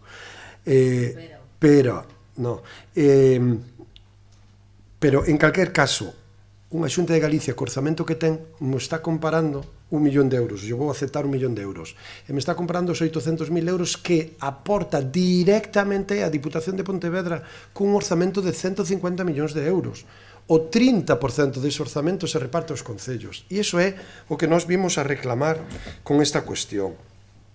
E o tema de Portos de Galicia, home, señora Castro, aquí hubo 2 mocións aprobadas unánimemente por todos os partidos políticos, 2 presentadas por o Partido Galeguista Demócrata, se non lembro mal, que aprobaronse unánimemente para solicitar a desafectación de Portos de Galicia que foron enviadas á Xunta de Galicia. Cando eu tuve unha reunión coa conselleira do Mar, me falaba desas mesas de traballo que se iban a establecer coa FEGAM. Esa información xa estaba na Xunta de Galicia, volveron a pedir, agora tamén a través da FEGAM, e aí lle mandamos, e o que lle mandamos lóxicamente era o que nos pedían, que era basicamente establecer a área onde nos solicitábamos a desafectación. Por certo, nunca máis volvemos a saber como están esas mesas de negociación para a desafectación das zonas portuarias, porque ahora se trasladou a unha negociación entre a FEGAM e a Xunta de Galicia. Así pois, nós estamos pedindo máis cartos, e volvo a insistir, non nos negamos a recoller a depuradora, o que nos estamos negando é a recollela no estado no que atopamos. Iso é un matiz moi importante. Non nos negamos a recoller a depuradora, nos negamos a recoller no estado donde nos la topamos. E iso é donde discrepamos con Aguas de Galicia. A partir de aí, xa veremos o que resolven os tribunais e, desde logo, eu espero que Aguas de Galicia, desde logo, faga esas actuacións de mellora. En canto ao compañero de Esquerda Unida, as alegacións foron presentadas polo Partido Socialista no Parlamento e nós presentamos ahora estas mocións para reforzar a postura que levamos adiante con esas cuestións. Bueno, debatido e máis que debatido xa por hora, casi hora e media, esta moción, vamos á súa votación. Así pois, votos a favor da mesma, abstencións, en contra, apróbase por maioría. Pasamos ahora ao punto número, ahora sería o 4, mocións de urxencia. Creo que temos 3 mocións de urxencia, unha por cada un dos grupos políticos, Partido Popular, Esquerda Unida e BNG. BNG presentaron hoxe unha moción que non sei se é moi urxente, pero bueno, e eu acabamos de recibila agora á tarde, polo tanto discutimos, pero bueno, en principio vamos a falar da moción, vamos a ir polo seguinte orden. En primeiro lugar, moción de urxencia do Partido Popular, que fala, despois a de Esquerda Unida e en último caso a do BNG. A moción do Partido Popular é unha moción que presenta moción do Partido Popular, modificación do Regulamento Xeral de Costas. Como ben saben, primeiro temos que votar a urxencia da mesma para incorporala ao orde do día e despois cederemos a palabra ao oponente ou á oponente do Partido Popular para que a defenda. Moción Se titula así, moción do Partido Popular, modificación regulamento xeral de costas. Así pois, votos a favor de incluíla no orde do día, apróbase por unanimidade. Cedo a palabra á señora Castro. Ben, se lle parece, dou lectura os acordos, porque xa vostedes todos teñen a moción, e paso despois a explicarlle en profundidade o desenrolo da moción. Por todo, o Grupo Municipal do Partido Popular do Grove solicita ao Pleno da Corporación do Concello do Grove a adopción do seguinte acordo. O Concello do Grove insta ao Goberno do Estado a que se dea traslado á Xunta e a este Concello dun informe exhaustivo sobre todas as concesións que se verían afectadas neste termo municipal pola modificación do regulamento de costas. Que de tramitarse unha modificación do regulamento de costas se adapte á lei que lle sirve de cobertura e, polo tanto, que se retire na súa redacción actual por non axustarse a dita normativa. E que, na nova tramitación que se acometa, se dea un prazo axustado de alegacións para que toda a cidadanía e sectores afectados poidan ter coñecemento da modificación e facer as alegacións oportunas. Ben, explícolles. O 19 de marzo publicouse mediante procedemento de audiencia e información pública o proxecto de Real Decreto que modifica o Regulamento Xeral de Costas. E o devandito regulamento establece, entre outros puntos, as condicións, a duración e o custo das concesións concedidas no dominio público marítimo terrestre e son, polo tanto, aplicables a todas as empresas que requiran de ocupación no litoral. A Dirección Xeral de Sostibilidade da Costa e do Mar elaborou de xeito, entendemos que totalmente opaco, unha modificación para que non contou coa participación e visión dos sectores que viven do mar. Fíxose totalmente a espaldas destos sectores. E cal foi o resultado? Pois un texto no que se amosa un claro descoñecemento da economía pesqueira galega e un claro descoñecemento da singularidade dun sector que, debido á súa natureza ou vinculación co mar, debe estar na franxa costeira. Os cambios introducidos polo proxecto do Real Decreto supoñen a eliminación indiscriminada de todos os artigos que regulen as extensións das concesións e a drástica modificación da interpretación do momento dende o que se contabilizan, sen incluir distincións para os sectores que pola súa natureza deben estar no litoral. Digamos que ata agora a concesión comezaba a contar a partir da solicitude da extensión e baixo o novo criterio será dende a data de concesión orixinal, co que a Dirección Xeral de Sostibilidade da Costa e do Mar arrebata unha media de 30 anos ás concesións, poñendo en serio perigo a viabilidade destas empresas. E, bueno, como lle digo, en marzo deste ano someteuse a consulta pública. Existe unha preocupación enorme do sector mar-industria, da acuicultura e do marisqueo na nosa contorna, e realmente por toda esta modificación que pretenden levar a cabo, porque ademais nesa exposición que se fixo en marzo, repito, pola porta de atrás, se fixo polo trámite de urxencia e dando á Xunta tan só 7 días hábiles para presentar as súas alegacións e baixando a só 10 días naturais o prazo de información pública, cando realmente son 15 días hábiles o que establece a lei. E, en definitiva, reducindo sen justificación algunha os trámites que permiten a todos os interesados intervir e opinar nun procedimento que afecta a tantas e tantas empresas e a tantos e tantos postos de traballo en Galicia, que, como sabemos, é unha comunidade con 2.500 km de costa. E no caso do Grove, supoñen unha parte moi importante do pastel, porque de sobra saben vostedes que o noso concello é un dos máis importantes nesta materia. E aínda así, con toda a urxencia do mundo, Pensando o goberno central quizáis que non iban a recibir moitos comentarios, pois recibiron máis de 1000 alegacións. E alegacións que poñían de manifesto unha completa inseguridade xurídica, xa que os afectados estaban a expensas de cambios arbitrarios na legislación que podían poñer en risco a súa actividade. No caso do Grove falamos de depuradoras, de conserveiras, de cocedoiros, das mexilloeiras e das cofradías, e ata dunha hatchery, que temos a única de toda Galicia que distribúe semilla tanto de ostra como de ameixa como é a ostreira. E a modificación fíxose pois en plan chapucero, en base a un informe da Avogacía do Estado, pero sen fundamento normativo algún. E se fixo, se pretendeu facer de forma express, aprobando unha modificación pois que regulaba varias cuestións. En primeiro lugar, por un lado, o prazo máximo da duración das concesións, que non podía exceder dos 75 anos, incluídas as prórrogas. E isto, dende logo, pon en risco totalmente a viabilidade das nosas empresas.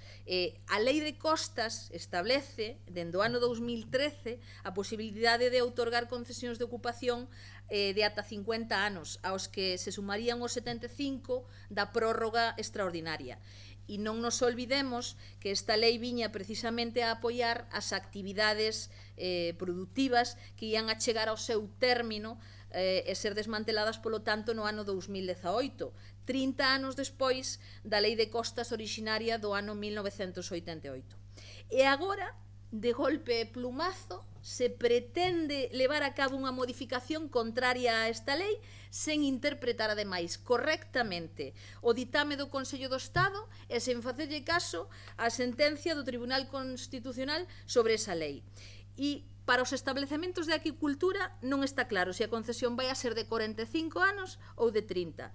No obstante, o que sí está claro é que cando estes establecementos ou as súas tubaxes de captación estean na ribeira do mar, o prazo xa se reduce a 15 anos, que a súa vez poderán reducirse a 3 anos se se dan algúns dos criterios que agora lles vou a comentar. O sea, figúrense vostedes que empresa destas características, destas magnitudes, pode resultar rentable con 3 anos ou con 15 anos de concesión. Isto, francamente, como lles diría, pois é matar moscas a cañonazos, a verdade. E o punto número 2, adicionalmente, pretendían revisar novamente os requisitos cumpridos para o outorgamento da concesión no momento no que se teña que decidir sobre a prórroga, deixando pois, lóxicamente, en situación de total incertidume, porque hasta que non me chega o momento de que me caduque a concesión, non sei se me van a renovar, e, polo tanto, pois non sei se vou a invertir ou non, o sea, unha total incertidume neste tema, que, claro, nós chegaremos ao banco, eu que teño unha empresa, unha depuradora, chegarei ao banco, non, mira, ti dame 1 millón de euros, que, aínda que non sei se vou a seguir onde estou, como dirían os galegos, malo será, non? Ou lle podemos ir cunha nota de prensa que saiu recentemente do Goberno Central a raíz dunha reunión que se había feito entre os afectados, que todo está controlado. Penso que temos que ser un pouco máis serios e que ademais temos que dar garantías precisamente a estas empresas que xeran tanta cantidade de traballo e que moven tanto no noso concello. E por outro lado, establécese a obriga de derivar fora da zona de dominio público marítimo terrestre as actividades que se poidan desenvolver noutro lugar. É dicir, agora os que dependen para estar ao lado do mar, pois non, collémolos e mandámolos terra adentro. pois, aparte de complicar a viabilidade destas empresas, porque se dependen da auga do mar, índose terra adentro, ou instalan tubaxes que lle vai a costar unha pasta, ou teñen que depender de camións de carga coa auga do mar, cousa que non sería moi lóxica e que, dende logo, implicaría un encarecemento considerable da produción, porque, e ademais, faría totalmente insostible esta situación económica de algunhas empresas, lóxicamente, ao provocar a perda de rentabilidade. Home, pois no noso caso, pois non sei onde teremos que mandar as nosas empresas, teremos que mandalas a Xiradella. O mellor que ainda estamos a tempo de modificalo o Pexón. Señor alcalde, vai a vostede proxectando un espazo, porque o mellor resulta que os temos que mandar a todos para lá. Home, permítanme a broma, porque nos parece de risa, de vergonza, máis ben, que se este pretendendo semellante iluminación. E ademais, outro cuarto punto, cando antes para determinar o prazo de concesión se tiñan en conta 4 criterios, agora pasan a ser 18 os criterios para asignar esas concesións. O máis preocupante é que a maioría dos novos requisitos quedan nunha total indefinición e son tan abstractos que de maneira que se deixa a porta aberta para a arbitrariedade máis absoluta a hora de decidir dentro dun despacho ministerial que empresas se quedan dentro e que empresas as mandamos fora, ou directamente as expulsamos e non lle permitimos seguir levando a cabo a actividade. Poño como exemplo, por exemplo, destos criterios abstractos, novos requisitos como, por exemplo, os efectos do cambio climático sobre o tramo de costa afectado, o impacto paisaxístico, a protección ecolóxica da interacción terra-mar, o incremento, altura de ola ou cambios de dirección do oleaxe, ou outros criterios como a aplicación do previsto en calquera outra norma española e europea, así como convenios internacionais que conteñan regulación relativa á costa e ao mar. Citas textuais do borrador do novo regulamento. Este cambio que promove o Goberno do Estado, ademais, encima, para máis inri, tamén podería afectar, se o interpretamos estritamente, incluso aos períodos máximos de concesión tanto dos parques de cultivos como das bateas. Se nos ceñimos ao disposto, as concesións pois non poderían outorgarse por períodos superiores a 15 anos ou a 3, se se entende que concorre algún dos supostos que anteriormente lles citei, non? E como no noso pobo non debemos vivir do mar, senón que nin tampouco da pesca, senón que debemos vivir do aire, pois imaxinémonos a escabechina que isto vai supor. A verdade é que semellante reforma pode traer consecuencias devastadoras para os sectores productivos vinculados á costa e a toda a economía social e pesqueira, ao verse potencialmente afectadas non só as industrias productivas, senón a enorme cantidade de explotacións asociadas á miticultura, á acuicultura de bivalvos e a marisqueo, amén das edificacións ou vivendas entre elas. Entón, a experiencia destos sectores, dende logo, evidencia que non son actividades en absoluto insostibles dende un punto de vista medioambiental. Vai a como proba a cantidade de controles aos que están sometidos por diversos organismos públicos. En este caso, a aposta das autoridades de costas por un litoral libre de actividade productiva, supón, entendemos que optar por un uso preferentemente recreativo frente a usos productivos tradicionalmente vinculados ao mar. E ante esta situación tan alarmante para o noso concello, para toda a comarca, realmente entendemos que é necesario que se recoñeza a nosa realidade como unha realidade histórica socioeconómica do sector mar-industria, da acuicultura e do marisqueo, que ao longo do último século sirve como base fundamental para o desenrolo social e económico do noso concello, e que pon en entredito un regulamento absurdo que demostra o claro descoñecemento da realidade social da nosa comarca. E tense que facer obligatoriamente con carácter previo á aprobación de modificación algunha. Unha mesa de análise e negociación cos sectores vinculados. Se teñen que sentar coa xente coa que se vai a afectar. Non se pode decidir nun despacho ministerial con xente que non vive a realidade que vive a nosa xente día a día. Por lo tanto, dende o Partido Popular esperamos sinceramente que todos os grupos políticos se poñan do lado da nosa xente e apoien esta moción. Nada máis polo de agora. Moi ben, señora Castro, alguna intervención? Señor Outeiro. Ben, nós o que vemos aquí nesta moción, nesta alarma que solta aquí, nesta catástrofe que vai a vir, parece, con este regulamento, é que realmente quen está detrás desta moción chámase Empresa Nacional de Celulosas, ENCE, que é unha pasteira que está en Pontevedra, e o que o señor Mariano Rajoy lle regalou 75 anos co goberno en funcións. A lei de costas é de 88, efectivamente. E nesa lei de costas había 30 anos de concesión para todas as industrias que non tuveran unha vinculación expresa co mar para que se foran aos polígonos industriais e así poder ordenar a costa e cumplir unha da legislación e casi xa da costume e do dereito que ven xa incluso no Código das Sete Partidas de Alfonso IX o Sabio de Galiza, 10º de Castela, no que dicía que o acceso ao mar tiña que ser libre. E que pasou? Pois que moitos empresarios tuveron que facer as súas inversións e tuveron que ir para os polígonos industriais. ENCE non se moveu dali. Por qué? Como que se va a mover dali se no Consello de Administración de ENCE se sentan exministros do Partido Popular? Si teñen a sartén polo mango.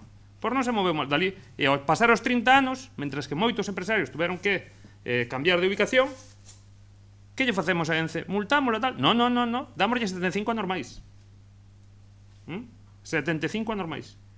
E esta moción está pagada por ENCE, para empezar xa. Isto está pagado por ENCE como Partido Popular, porque ENCE entra en campaña electoral tamén. Nesta última campaña electoral mobilizou os camioneiros para que foran a Madrid a montar un tal, porque ENCE é parte do Partido Popular. ENCE tiña unha planta en Huelva. Ten a de Pontevedra e ten a de Navia, en Asturias. E a planta en Huelva pechouse.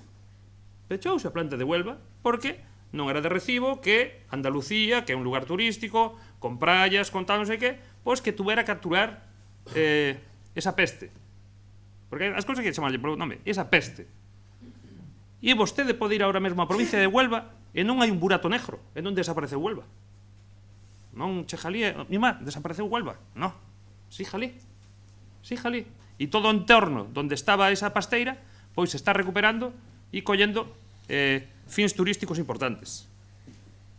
A pasteira que hai en Pontevedra cercenou a unión, o continuo costeiro litoral entre Pontevedra e Marín.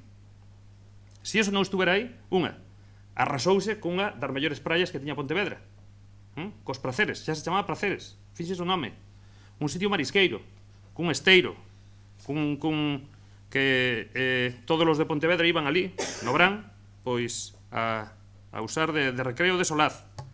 E, pois sí, sigue aí, metida, e vexo que ten valedores moi potentes e moi poderosos. A sueldo, claro, pero ten valedores potentes e poderosos. Por lo tanto, nos confiamos en que no goberno do Estado hai xente tamén que non é tonta. E, por suposto, non van a deixar que haxa esa catástrofe xeral con todas as depuradoras, con todas as que sí que teñen que estar ao lado do mar, con todas as cetarias e con todas as industrias que necesitan estar ao lado do mar.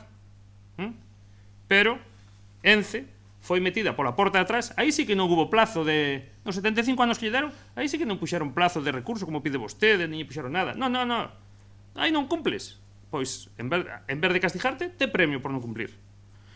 E se teñen esa planta de Navia en Asturias, eu non sei os caminheiros estes que se van a manifestar.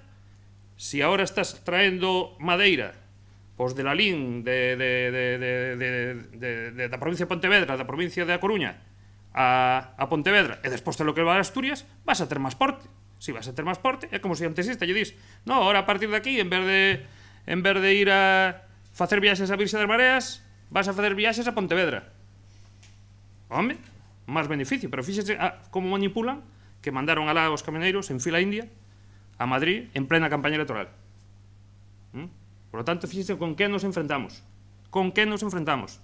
Entonces, eu poño o voto de confianza porque non creo que o Partido Socialista sea tan digamos, tan incompetente como para poñer en risco pois o traballo de toda a costa galega. E tamén, aparte deso, dixo que Galicia teñe 2.500 km de costa. Non sei onde saca ese dato, pero bueno, os datos que manexo eu son un pouco inferiores, ou case metade. É decir, por que si somos tan distintos os españoles non se piden as competencias de costa para a Xunta de Galicia? Por que a Xunta non pide esa competencia? E xa que nós pisamos o terreo e sabemos o que temos, por que non collemos nosa competencia de costa desde a Xunta de Galicia, que é a administración cercana? E en cambio o PP non pideu nunca esa competencia. Nin lle preocupa. É máis, desde que está o Feijóo na Xunta, é que non pideu ningunha. Non pideu ningunha. Cero competencias. Cero. Por lo tanto, xa lle digo, non se preocupen tanto por Ence. Que Ence, que lástima, mira, que fixeron aí os do Atlético de Madrid un estadio novo, e onde estaba o Vicente Calderón, que está ali pejado a Manzanares, que se pasa polo lado, e ese era o sitio para levar a Ence, sacala de Pontevedra, plantarlla ali. Ali en Madrid, ali. Onde estaba ali, plantarlla ali. Xa que tan boa, tan maravillosa, ali era onde tiña que ir. Por lo tanto, nós defenderemos que eso desaparezca de aí, porque temos o mesmo dereito que os de Huelva a estar nunhas rías limpas, saneadas e sin esas pestes aí metidas. Nada máis. Moitas gracias, señor Otero. Boas, outra vez. Dende Esquerda Unida entendemos que, ao igual que o compañero do BNG, esta moción agocha unha defensa de Ence para que non se vaya da nosa ría. Lóxicamente entendemos que as empresas privadas que están usando solo público marítimo terrestre, en algún momento termínase a súa concesión.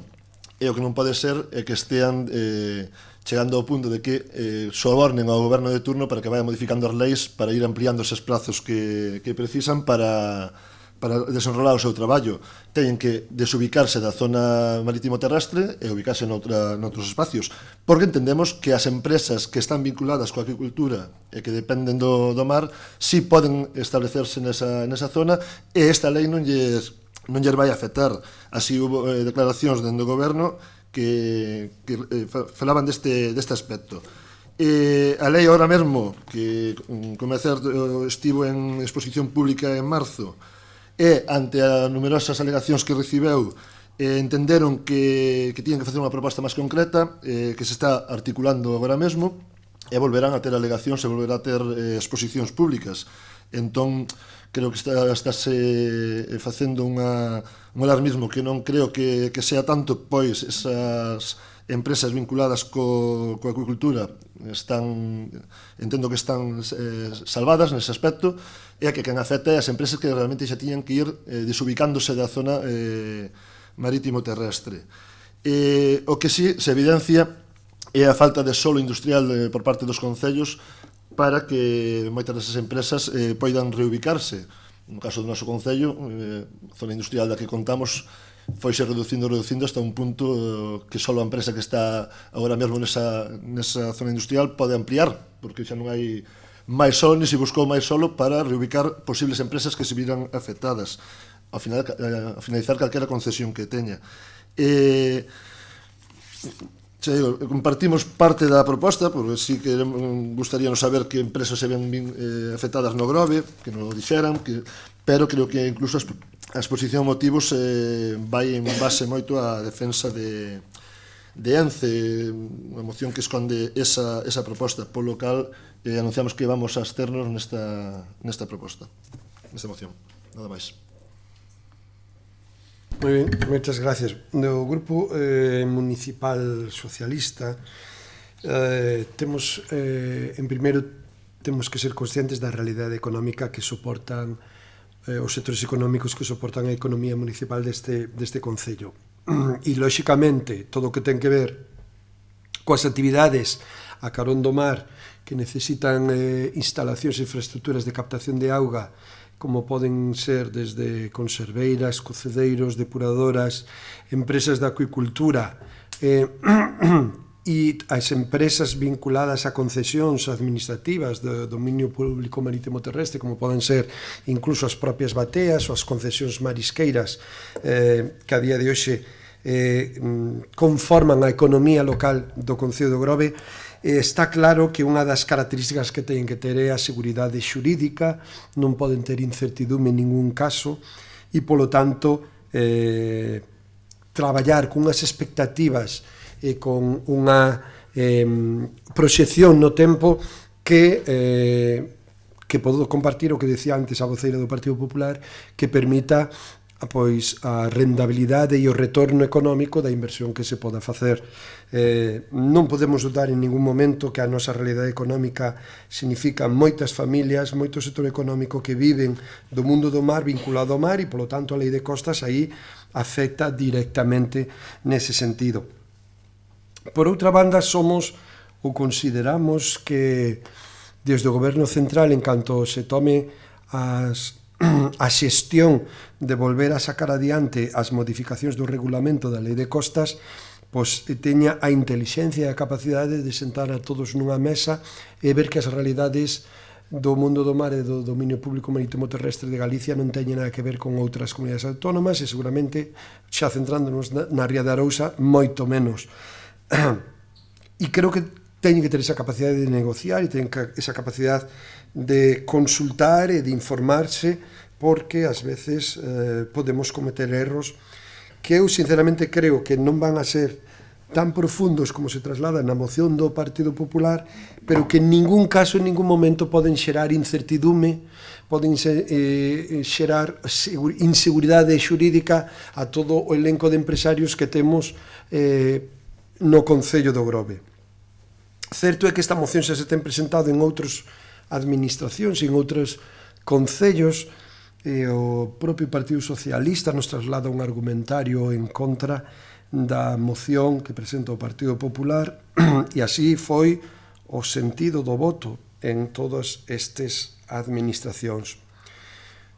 Pero o goberno do Concello do Grove ten moi claro cal é a realidade económica do noso pobo, da nosa vila, dos nosos mariñeiros, acuicultores, traballadores, empresarios das depuradoras, dos cocedeiros, das conserveiras, e non podemos darlle espalda á nosa xente e moito menos á nosa realidade económica. Polo tanto, anunciamos que o Grupo Socialista vai votar a favor da moción presentada polo Partido Popular, porque sin ser tan alarmistas e sin considerar que isto poda chegar a un punto que non se entenda a realidade da nosa economía, consideramos que é necesario volver a abrir mesas de negociación, de información, de consulta, e sobre todo de que os que teñen que propoñer e promover esta legislación, esta iniciativa legislativa, realmente teñan moi clara cal é a realidade económica da que estamos falando. E, lóxicamente, intentar iba a dicir resolver, creo que non é a palabra resolver, pero intentar buscar unha nova alternativa a unha realidade económica dunha empresa que concretamente a de Ence na ría de Pontevedra, na cidade de Pontevedra e todo no seu entorno levan anos xerando problemas. Iso non pode poñer un velo e que o tratamento sexa máis menos igual para todos. Non quero dicir que sexa así, pero o que si é necesario precisión, é necesario seguridade e é necesario certidumbre. Os empresarios teñen que invertir sabendo cando invirten un euro a capacidade que teñen e a seguridade xurídica que teñen, e a partir de aí que sea o seu traballo, a súa inteligencia, a súa innovación, as súas capacidades o que lles permita desenvolver esa actividade económica. En ese sentido, desde o Grupo Municipal do Concello do Grove, do Grupo Municipal Socialista, temos moi claro que antes que nada está a nosa realidade económica e están as nosas xentes, e non lle podemos dar a espalda. E se as nosas xentes nos traslada que como mínimo xeneran dúbidas a modificación, a proposta de modificación do regulamento de lei de costas, pois o que temos que disipar esas dúdas e, polo tanto, que sexa moi clara. E se é necesario, incluso nos ofrecemos para participar ou por provocar as reunións necesarias, eu casi diría obrigatorias, para coñecer esta realidade económica da nosa vila da nosa comarca e sobre todo na nosa ría. E en ese sentido sí que quero dicir que Costas, eu espero que teña esa inteligencia de saber escoitar e, polo tanto, redactar a modificación de tal xeito que garante a actividade económica nun tempo que permita o retorno e a rendibilidade económica das inversións que calquer empresario poda facer, pois, en este caso, na Vila do Grove. Así, pois, anunciamos que vamos a votar a favor da moción presentada polo Partido Popular. Señora Castro. Moitas gracias. Mire, señor voceiro do BNG, a verdade é que me sorprende a súa exposición, porque ademais vostede precisamente ata podemos decir que vive do mar. Me sorprende porque ademais lle pregunto en que momento da miña exposición fixen eu mención a ENCE. Hai unha frase aquí, certo é, antes de que me busque, fago da miña exposición verbal, vale? Hai unha frase aquí, efectivamente, sobre ENCE, por que se puxo... Bueno, da igual, é o mesmo párrafo. Por que se puxo... Bueno, da igual, non me... Bien, dous párrafos distintos, ao final vai a ser media moción falando de ENCE, non? Non é así, vale. Vale, dous párrafos distintos que fan mención ao mesmo tema que se me permite e explico, vale. O que pretendeu aquí o Goberno Central, señor voceiro do BNG, que parece que non o ten claro, foi matar un mosquito con unha bomba atómica. Iso foi o que pretendeu, efectivamente. Eu non estou en ningún momento falando de ENCE, estou falando da xente que está aquí, que dice que non ten vostede claro quenes son os que afectan, non, pero yo digo eu, mire, además eu vou a citar textualmente. Insuíña, Atún Lo o Grove SL, Acuarría Arousa, Remagro, Mariscos Trelles, Amegrove, Vival Indemosa, Conservas Garavilla, Mariscos Escacha, Moluscos Troncoso, Mariscos Indamar, Mariscos de las Mar, Mariscos Nine, Pescados y Mariscos Loiscar, Barlovento, Aostreira, Mariscos Ameca, Mariscos Anduriñamar, Mariscos Laxe de Rons, Tenais y Probote, Mariscos Sánchez y Alfonso, Mariscos Meifer, Tapinidos, Mariscos Baleamar. É dicir, 24 empresas que xeran máis de 1000 postos de traballo que vostede de forma a libre disposición do seu inxenio dice que desviamos a atención con ENCE. É dicir, empresas que facturan case 300 millóns de euros e nós, nos lo cargamos dun plumazo. Eso é o que vostede pretende. Bueno, neste caso, polo menos, o Partido Socialista temos que decir que polo menos é razonable, cousa que neste caso o Bloque parece mentira que non o sexa. Entón, sentemos as bases da realmente o que nos preocupa no noso Concello, que son estas empresas, señor voceiro do BNG. Estas empresas é o que, por eso se leva a cabo esta moción aquí e por eso se decidiu presentar. Non me diga que non é alarma injustificada, cando son as propias empresas as que están preocupadas. Están preocupadas, ademais, grandemente, unha preocupación enorme, e tiveron varias reunións e facendo alusión ao que dice o señor de Esquerda Unida, que non parece que haixa tanta preocupación porque xa o Goberno Central xa aclarou que non hai tal cousa. Me explica vostede entón por que hai dúas notas de prensa, unha que saca o Goberno Central dicindo que todo é fantástico e maravilloso, non hai ningunha preocupación, e no mesmo día hai unha nota de prensa que saca a xente que estivo presente nesa reunión, que eran os afectados, dicindo totalmente o contrario. A mí mo expliquen, porque alarma injustificada, home, que quere que lle diga. Ademais, temos un precedente no noso Concello. Cando decíamos que o bipartito ia sacar a concurso as as bateas e dicían que non se podían poñer os contadores das concesións a cero como pedíamos nós. Se lembran?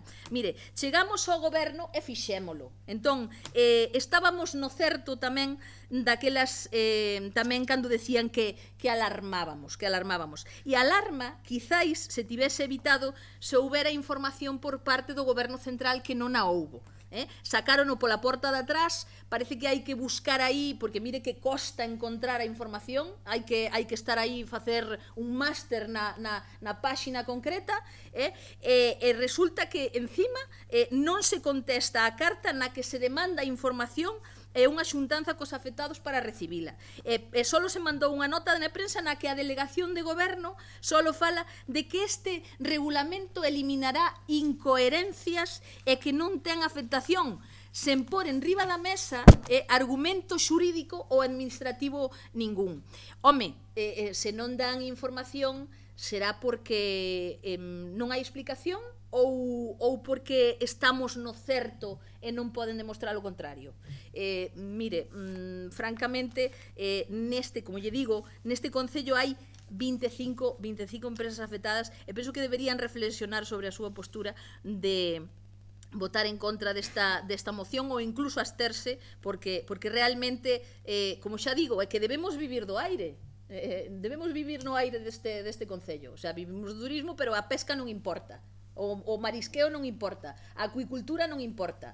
Home, por favor, teñamos un pouquiño de seriedade e poñámonos da man da xente que está afectada, que é bastante, que seguramente ata indirectamente ou directamente a cada un de nós nos afecta. E o goberno debe clarificar a quen lle afecta a modificación deste regulamento da lei de costas, que non clarificou aínda. E debe poñer luz e taquígrafos e deixar claras as consecuencias concretas desta modificación, que tampouco fixo. E a modificación do regulamento debe ir acorde coa lei de costas, que para iso hai unha lei, a lei de costas do ano 2013, e nunca ir en contra dela. Ahora, porque nos interesa, de repente, nos cargamos as prórrogas e contabilizamos dende o momento inicial de cando demos a concesión, cando realmente a lei establece outra cousa diferente.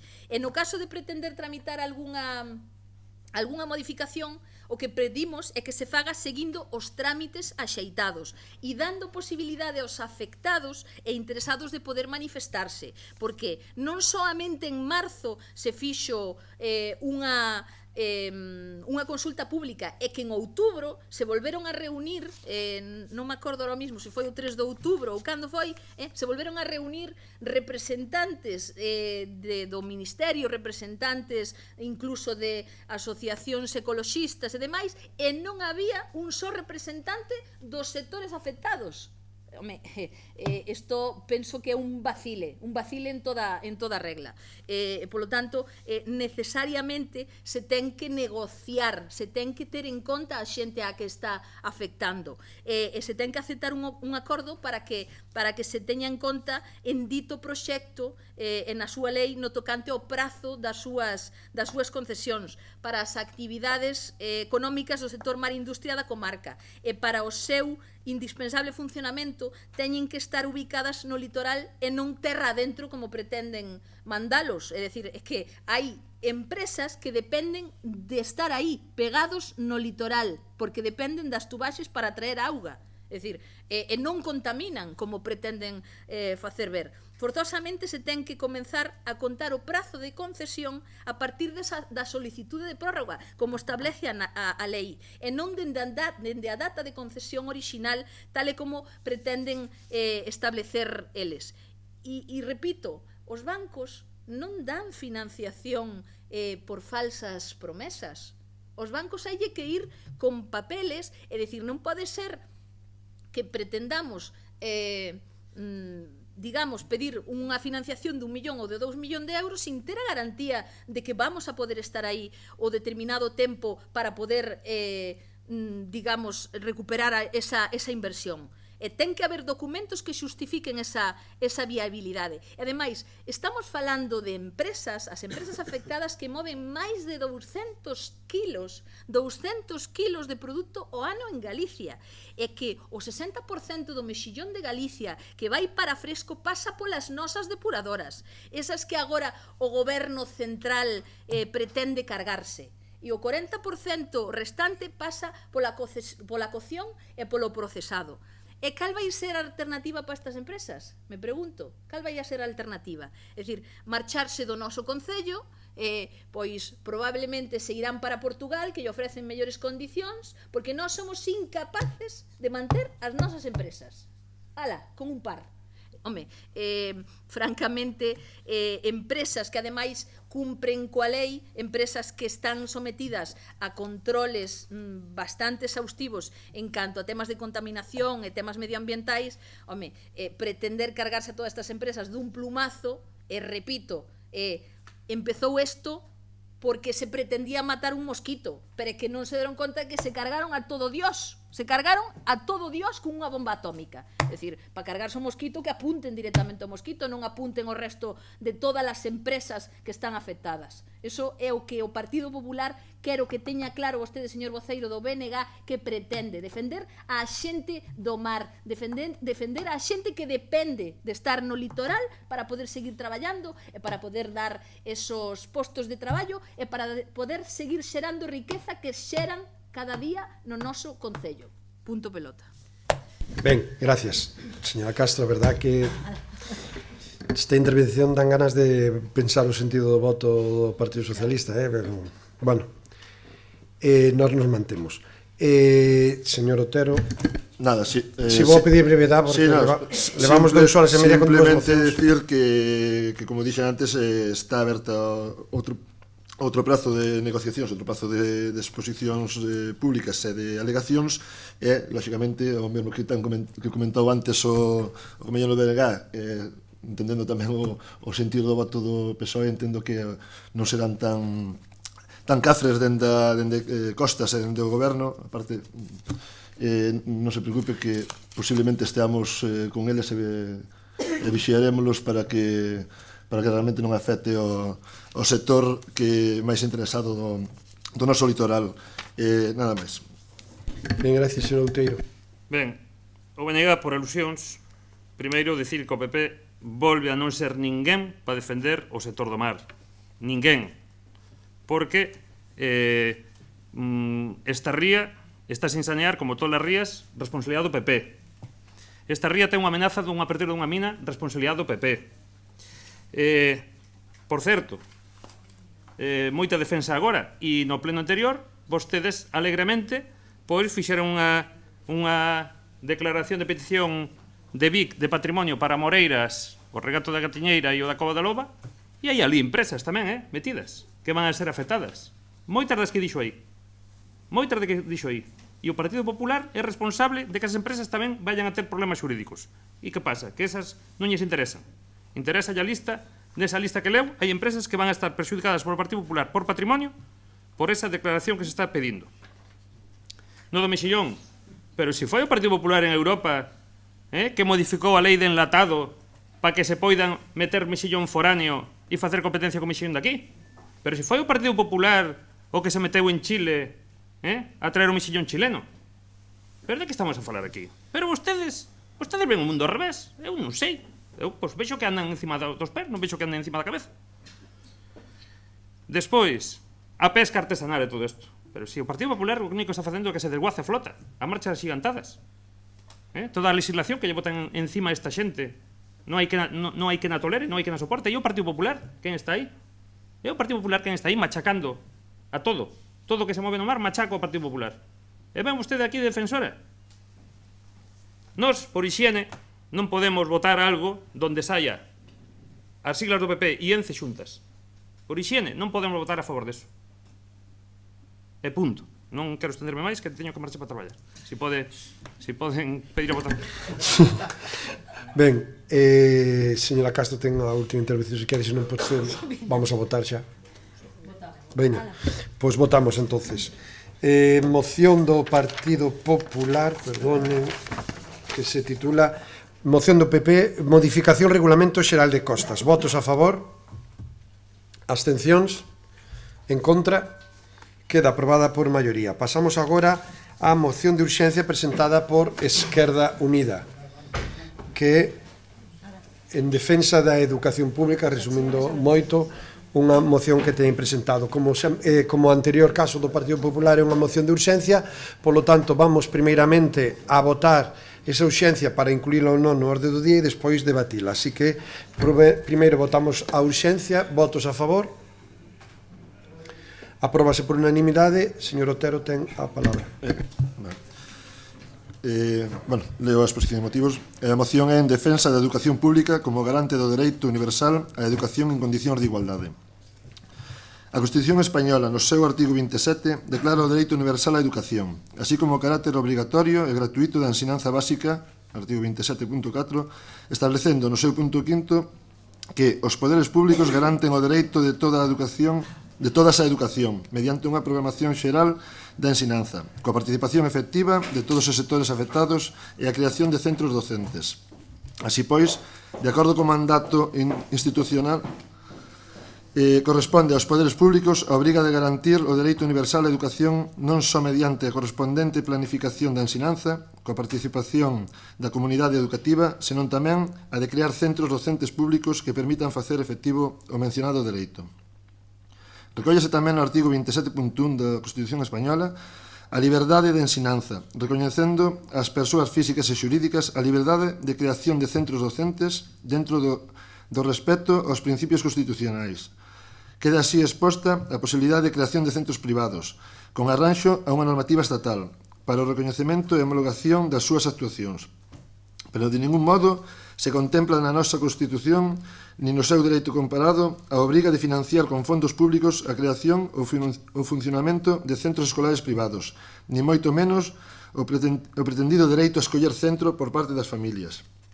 Como se dixo anteriormente, o texto constitucional establece que a ensinanza básica obrigatoria é gratuita, pero non indica que o Estado este obrigado a outorgar a gratuidade a educación en centros privados, polo simple feito de que as familias elixan un centro distinto do creado polos poderes públicos.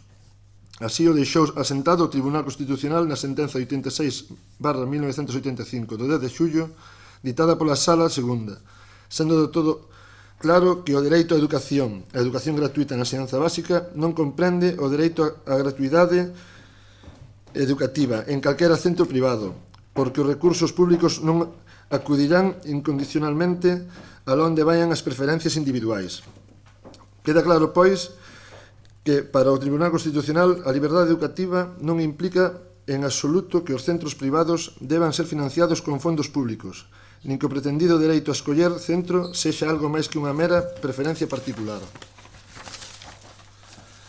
A educación pública de titularidade e xestión pública é e debe ser, polo tanto, garante de equidade e cohesión social, en tanto que asegurará o exercicio do dereito universal á educación en condicións de igualdade e democracia, sen discriminación algunha por razón de nacemento, raza, sexo, religión, opinión ou calquera outra condición ou circunstancia persoal ou social. A liberdade de elección de centro reclamada por determinados sectores sociais é de facto preferencia de selección, como mostran reiteradamente as investigacións máis recentes. Preferencia de aqueles centros que queren ter unha clientela escollida e que serven as clases máis acomodadas para afastarse de alumnados inmigrantes con maiores necesidades ou de clases máis baixas, a vez que con esa selección o centro asegúrase estar en mellores postos no ranking de centros para seguir sendo demandado pola futura clientela selecta. Preferencia de selección tamén daquelas familias que non queren ver mesturados os seus fillos e fillas cos que non son da súa mesma clase social. Buscan dese modo contactos sociais e compañeiras, compañeiros de aulas que poidan influir en mellores resultados educativos e no futuro sociolaboral dos seus fillos e fillas. O resultado é a segregación escolar. A obriga social dos poderes públicos debe ser garantir o dereito a mellor educación posible en todos e cada un dos centros públicos, favorecendo a escolarización máis preto ao domicilio familiar do alumnado.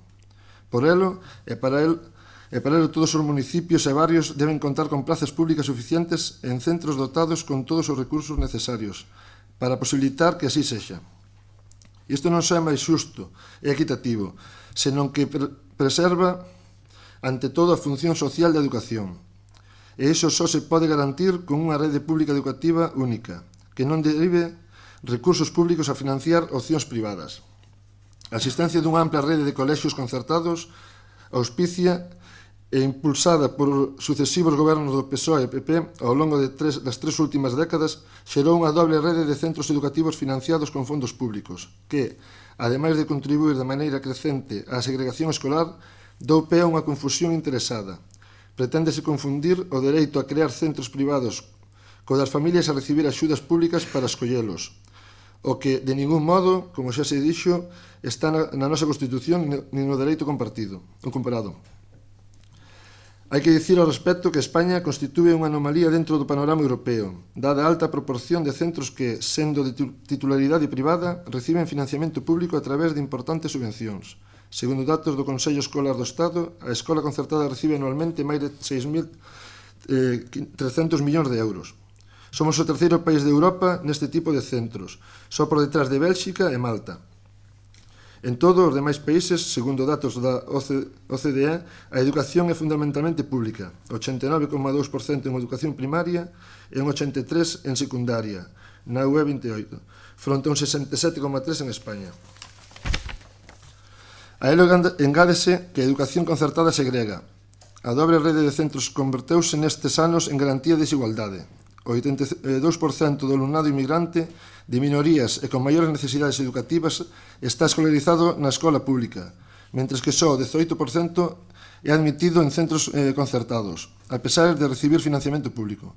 Con elo, atopámonos ante un círculo vicioso de segregación social, que de continuar aboca unha importante disminución de equidade e de cohesión social a través desta dobre rede educativa.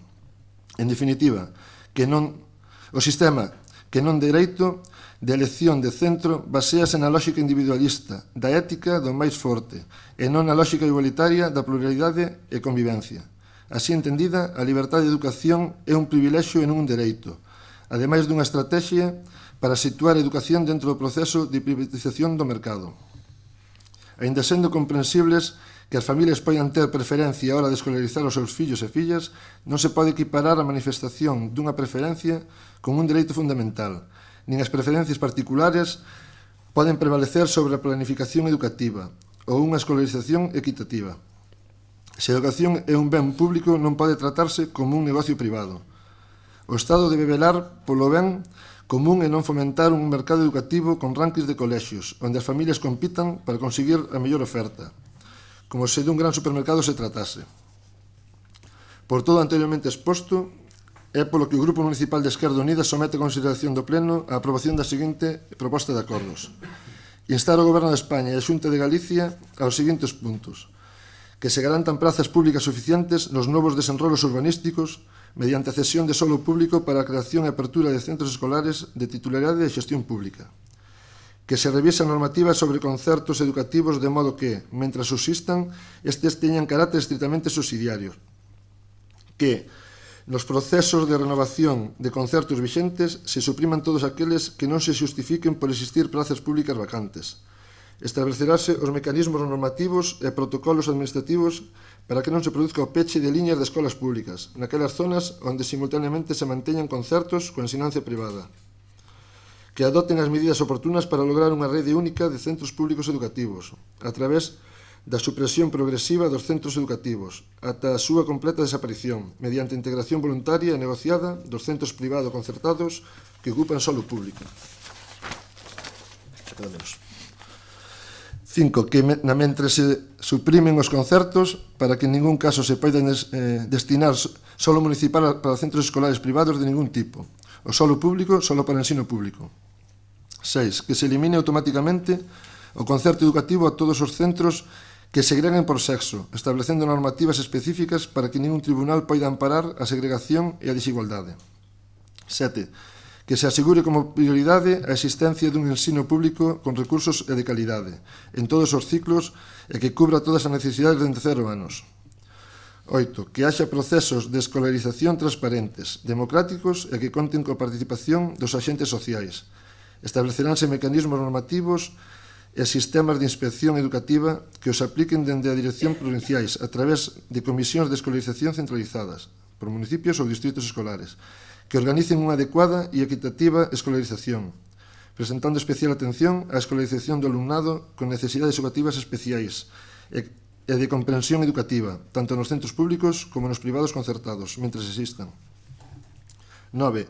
A eliminación do distrito único naquelas poblacións onde exista, pois aumenta desigualdades nos sistemas educativos ao aglutinar en centros a poboación por estatus socioeconómico ou por criterios ideolóxicos afíns ao ideario do centro, impedindo o exercicio en condicións de igualdade do dereito á educación. E 10. Que mentre se suprimen os concertos se estableza a obrigatoriedade de solicitar en primeira opción de matriculación polo menos un centro público educativo para as familias que desexen que os seus fillos e fillas estudien nun centro da rede sostida con financiamento público. Bueno, a extensa exposición de motivos creo que xa aclara bastante a nosa petición e a proposta de acordo. Entón pido o voto favorable a esta proposta de Esquerda Unida. Unha vez por hora. Señora Galiñares. Sí, primeiro unha aclaración. No punto 4 das propostas de acordo, eu creo que falta unha palabra. Dice que se adoten as medidas oportunas para lograr unha rede única de centros públicos educativos a través da supresión progresiva dos centros concertados. Nada, ali non mal, nada. Vale, sigo, dos centros concertados, sí. Sí, vale. Dende o Grupo Municipal... Dende o Grupo Municipal Socialista anunciamos o noso voto favorable a esta moción porque compartimos completamente o fondo da mesma. Quizáis en algúns puntos, pois, bueno, estamos máis de acordo ou menos na exposición de motivos, pero sí compartimos que se debe garantir unha educación pública e de calidade para todos en todos os ámbitos do territorio. E queremos que todos estes puntos que pon aquí de ir suprimindo os concertos se debería ir facendo paulatinamente, lógicamente, non é cuestión de facelo dun plumazo, pero sempre que haxa plazas públicas non se deben destinar cartos dos impostos a financiar a escolarización privada. Creemos que as familias teñen dereito á elección de centro e o que queira unha educación privada ten dereito a tela. Hai centros, pois, lóxicamente moi bons os que cada un pode acceder e cos seus ingresos, igual que pensamos que debería extensible a outros ámbitos como a sanidade, por exemplo, que queira ter un seguro privado pode telo, pero debemos ter todos acceso á sanidade e á educación pública e de calidade. Sí que pensamos que os concertos se iniciaron en un contexto totalmente diferente ao actual, en que a poboación en edade escolar era moito maior que a que temos agora e que probablemente o goberno central e as diferentes autonomías se viron limitados cos seus recursos a hora de ofertar prazas para todos os rapaces que estaban en edade de acudir ao colexio e entonces os concertos foron unha maneira de ampliar esa oferta que agora mesmo pois non é necesaria. Lamentablemente a poboación en edade escolar baixou drásticamente e creemos que, bueno, que sí que sobre todo creemos que moitos dos pais que siguen optando por educación concertada o fan por proximidade ou por horarios máis que por, bueno, algunhas cuestións que pon aquí de segregar os seus fillos con certa tendo en conta clases sociais, pero ainda así creemos que a primeira opción debe ser sempre a escola pública e que se debe invertir máis en educación pública de calidade e igual para todos. Moitas gracias, señor Torres. Boas noites. Simplemente quería anunciar o noso voto a favor porque basicamente estamos de acordo coa maioría dos puntos. Defendemos, como non podía ser de outra forma, unha educación pública e de calidade. Por lo tanto, votaremos a favor. Nada máis. Gracias, señora Castro. Ben, si ben é certo que en certos puntos estamos de acordo co que se expón nesta moción, hai certos outros cos que non podemos compartir porque entendemos que os pais teñen a liberdade ou teñen que ter a liberdade de elexir que tipo de educación lle queren dar aos seus fillos e polo tanto poden elexir si queren ir a unha educación pública ou si queren ir a unha educación de forma privada. Os 10 anos de goberno que se levan na Xunta pois permiten que Galicia conte cun modelo educativo e universitario definido e diferenciado que apoia as familias e os mozos a través dun ensino máis moderno e de calidade en clave innovadora, tecnolóxica e digital, unha formación profesional adaptada ás persoas e á sociedade galega e un sistema universitario de Galicia establece o preparado para afrontar, estable e preparado para afrontar retos de futuro. En anos de bonanza económica a taxa de abandono educativo foi do 25,8% e agora as políticas educativas da actual Xunta cunha xestión máis eficiente permitiron acadar que a taxa media máis baixa desde que se expón dos rexistros se posicionase nun 14,3%. Ademais, neste ano, no 2019, no primeiro trimestre do ano, dita porcentaxe foi do 12,8%, no segundo do 12,2%, polo que os datos dispoñibles ata o momento apuntan nunha boa dirección. E en canto ao profesorado, na época de crise tivemos que pedirlle certo un esforzo, pero tamén é certo que este goberno está comprometido pois cun cadro de persoal docente estable e suficiente, coa estabilidade laboral dos docentes, propiciando que Galicia teña a taxa de interinidade máis baixa do Estado e coas melloras retributivas froito do acordo salarial que se asinou o ano pasado cos sindicatos, e tamén coa formación permanente do profesorado, porque para a formación inicial seguimos sen noticias do goberno socialista en Madrid. E o verán do 2019 foi o de maior volume de obra en execución en centros educativos nos últimos 20 anos. Galicia é a comunidade autónoma que máis axuda as familias a afrontar o curso escolar no ensino non universitario a través de un transporte escolar totalmente gratuito, dun comedor escolar baseado no pago por renda familiar, e a Consellería de Educación leva anos apoiando a volta ao cole das familias a través da gratuidade solidaria para os libros de texto. E de forma complementaria, este curso, no ano 2019-2020, aumenta o proxecto do libro digital, ao sumar 80 novos centros. Cal é o sistema de libros gratuitos? Pois o sistema posto en marcha en Galicia polo bipartito, que non era tal, non era 100% gratuito, xa que as familias tiñan que comprar libros e pagar as fotocopias. Ademais, era un sistema cunha xestión cuestionada por libreiros e comunidades educativas ata o punto de que, para axilizar o seu funcionamento, acabaron contratando a unha empresa privada. E por contra, nestes anos, a Consellería foi creando un sistema que combina as axudas ás familias que máis o necesitan, tanto para libros como para material escolar, o Fondo Solidario de Libros de Texto e a existencia de contidos digitais en e-Dixgal. E por último, Galiza ten as taxas universitarias máis baixas do Estado. A Xunta de Galicia é a administración autonómica que ten demostrado máis o seu traballo en prol da igualdade de oportunidade dos estudos universitarios. E Galiza leva varios anos como a comunidade autónoma cos prezos públicos da matrícula máis baixos do Estado, tanto en grao como en máster.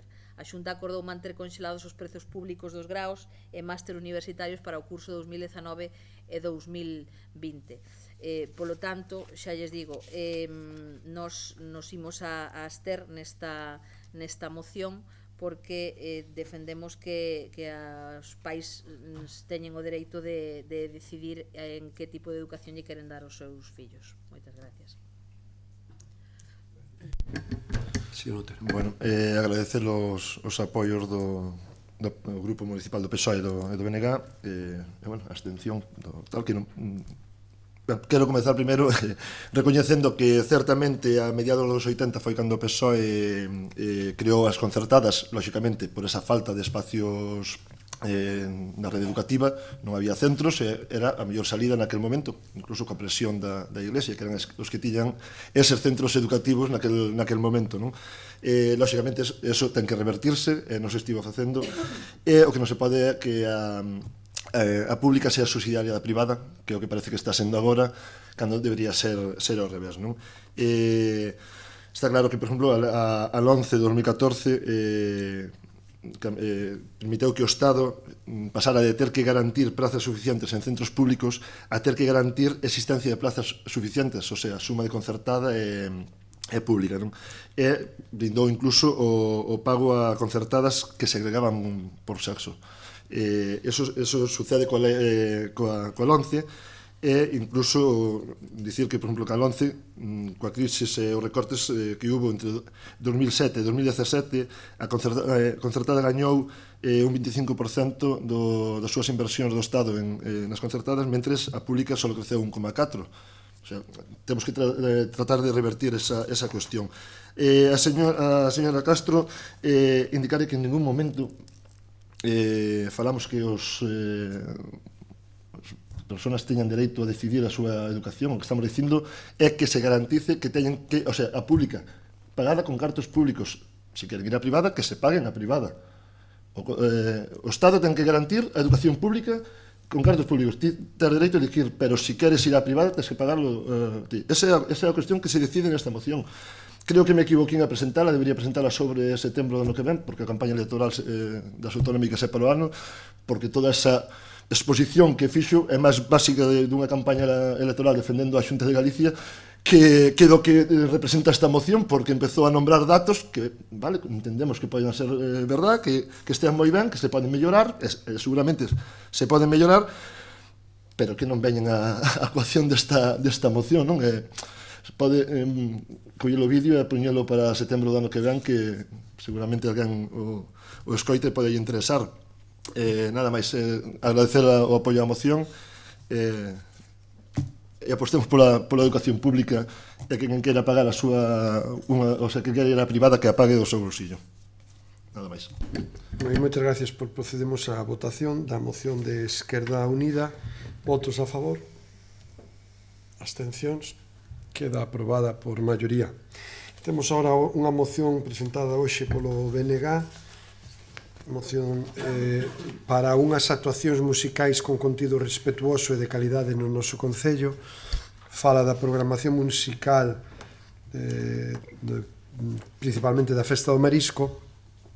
Eu quería pedirlle ao voceiro, en este caso, e ao promotor da moción, non sei moi ben onde está a urxencia da mesma, solicitaría que a retirar, ademais que se foi presentada hoxe e se levara ao pleno xa de xaneiro dentro do orde do día normal, e aí a podemos debatir, e se non se podría debatir hoxe, pero o que aquí se relata e a proposta de acordos non creo que sexan da urxencia tal que xustifique traela como unha moción de urxencia, pero bueno, en calquer caso cede a palabra para comentar isto.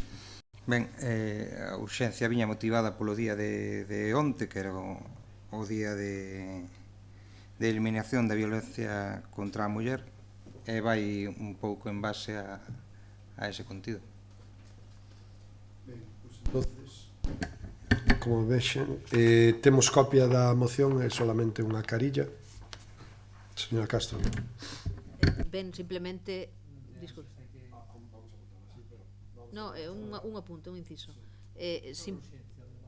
Sí, sobre a urxencia, sí. Simplemente decir que, home, non sei se enviaron a nós, polo menos non nos chegou esta moción, non la acaban de pasar agora e supostamente temos un acordo, non, no que se ten que enviar, pero bueno, home, o tema, se o queren debatir, o debatimos, pero bueno, entendemos que lógicamente teñen que enviarnos este tipo de cousas no momento no que temos acordado, non?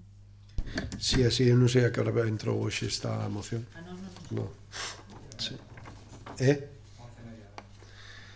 Xa. Bueno, pois o que sí que lles pido a todos os grupos políticos que cando presenten unha moción de urxencia, sobre todo o último día, que pasen copia, non solamente metan por registro, senón pasen copia a todos os grupos políticos.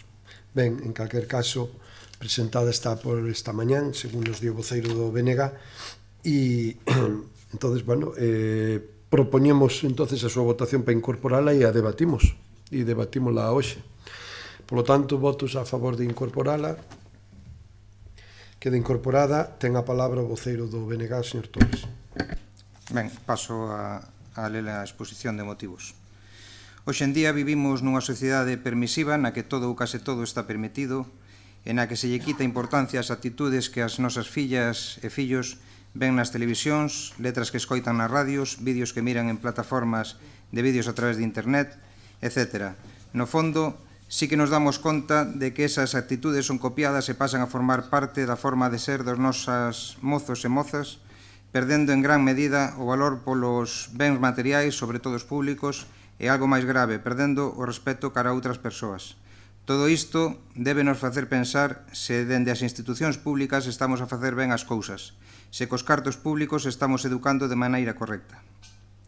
Nas pasadas festas do Marisco do Grove, e digo pasadas porque sucedeu máis dunha edición, vimos como no cartel musical se incorporaban letras que non son acordes a un certame de calidade como é a nosa festa do Marisco. Letras de cancións que dictan como actuar na súa vida cotiá os nosos mozos e mozas e que na nosa forma de ver non deben ser pagadas con cartos públicos. Este 25 de novembro celebramos o Día da Eliminación da Violencia contra a Muller. Este goberno estendeu pancartas, leu manifestos, protestou pola violencia machista instalada na nosa sociedade, pero para a próxima festa do Marisco voltará a pagar con cartos públicos actuacións que denigran nas súas letras ás mulleres e que lle din aos homes como actuar contra elas. Dende o Bloque Nacionalista Galego dicimos basta xa ao cinismo, dicimos que se loite contra esta lacra en todos os ámbitos públicos. Por iso o Grupo Municipal do BNG solicita do Pleno da Corporación Municipal a adopción dos seguintes acordos. Dotar aos consellos sectoriais do Concello do Grove, como pode ser o Consello Local de Igualdade, de información sobre os grupos que actuarán no noso Concello pagados con cartos públicos e sobre as letras das actuacións. Segundo, unha vez examinadas as letras, votarán sobre a súa conveniencia ou non para ser incluídas no repertorio das actuacións a realizar no noso Concello. Sí, por a miña parte podemos comezar co debate.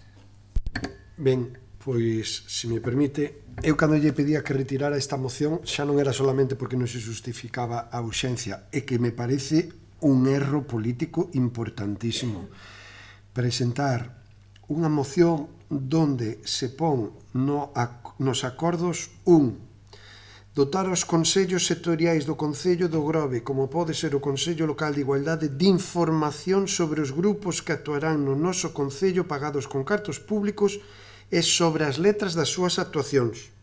2. Unha vez examinadas as letras, votarán sobre a súa conveniencia ou non para ser incluídas no repertorio das actuacións a realizar no noso Concello. Vamos, estes acordos e a censura son exactamente iguales. E, desde logo, nós, como Partido Socialista, en ningún caso vamos a apoiar unha moción donde aquí se está coartando a liberdade de expresión, a liberdade cultural. Criticamos moito a lei Mordaza e agora nos chegan con que se pase o listado de todos os grupos, se pase todo o que van a cantar estes grupos, se analice, non sei por que en expertos ou expertas van a analizar as letras, e que estes decidan se o poden cantar ou non. Home, sinceramente, que ademais isto veña polo BNG, se me din que isto ven por Vox, podo creelo, pero que veña polo BNG me parece unha ofensa á liberdade do ser humano. Non podemos apoiar isto.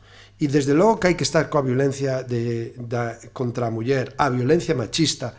A min me preocupa moitísimo non o que veña a cantar aquí un cantante de trap que é principalmente ao que se están referindo, e teño que adiantarlle que me parecen letras soeces, letras non sei se inapropiadas, pero a min non me gusta, non podo compartir, faltas de educación, faltas de civismo e todos os calificativos negativos que queiran, pero desde logo en este goberno, e eu presidindo un goberno, xamais, a non ser que haixa unha sentencia judicial que así o diga, ou haya outro criterio que así o propoña, pero con argumentos claros, e digo que ten que ser unha sentencia judicial, desde logo eu négome a poñer aquí censuras á liberdade de expresión de calquer grupo que veña a cantar e que sexa contratado polo Concello do Grove. O preocupante é, primeiro, que haixa cantantes de trap que canten esas letras. Bueno, non os vou a xustificar. Son rapaces e rapazas que estánse buscando unha carreira artística, insisto, que eu non comparto, pero aí está, que é unha realidade social que cada día ten máis seguidores e seguidoras, que a maioría deles salen de barrios moi deprimidos, de barrios con moitos problemas e que seguramente trasladan nas súas letras a maioría de vivenzas que viviron durante a súa experiencia vital, pero non ese para min o problema. O problema é por que razón milleiros, centos de miles, millóns de rapaces e rapazas en toda España escoitan diariamente de forma repetitiva e cansina a estes cantantes. Ese sí que é un fenómeno social que temos que estudiar e que a mellor temos que analizar, porque a mellor seguramente todos estamos fallando entre comillas, se escoitar ese tipo de música é un fallo. Porque se facemos unha revisión da historia da música, estou convencido que moitísimos dos grupos que moitos de nós escoitamos na nosa vida, analizamos as súas letras e seguramente son incluso peores do que aquí se ven a relatar. A mí me parece realmente o que sí que hai que poñerse de fronte e actuar con toda contundencia é cando un partido político como Vox fai unha intervención como a de onte e hai partidos que ainda o blanquean e o apoian e o defenden. Eso sí que é lamentable. Eso é retroceder nos dereitos dos seres humanos. Eso é retroceder na democracia que todos conxuntamente levamos adiante. É lamentable que un partido como Vox aquí nadie lle poda estar poñéndose enfrente dicíndolle que están dicindo barbaridades, porque están xenerando odio directamente, porque hai un carácter supremacista de que eles son mellores que os outros e, polo tanto, os outros hai que eliminalos. Non podemos compartir a mesma sociedade, non podemos compartir o mesmo espacio cos outros. E cando falo de outros, falo desde os colectivos LGTBI, desde os inmigrantes, desde as mulleres, desde a violencia machista, desde falan tanto da Constitución e son os primeiros que van en contra da Constitución porque queren eliminar o Estado das Autonomías, que é constitucional.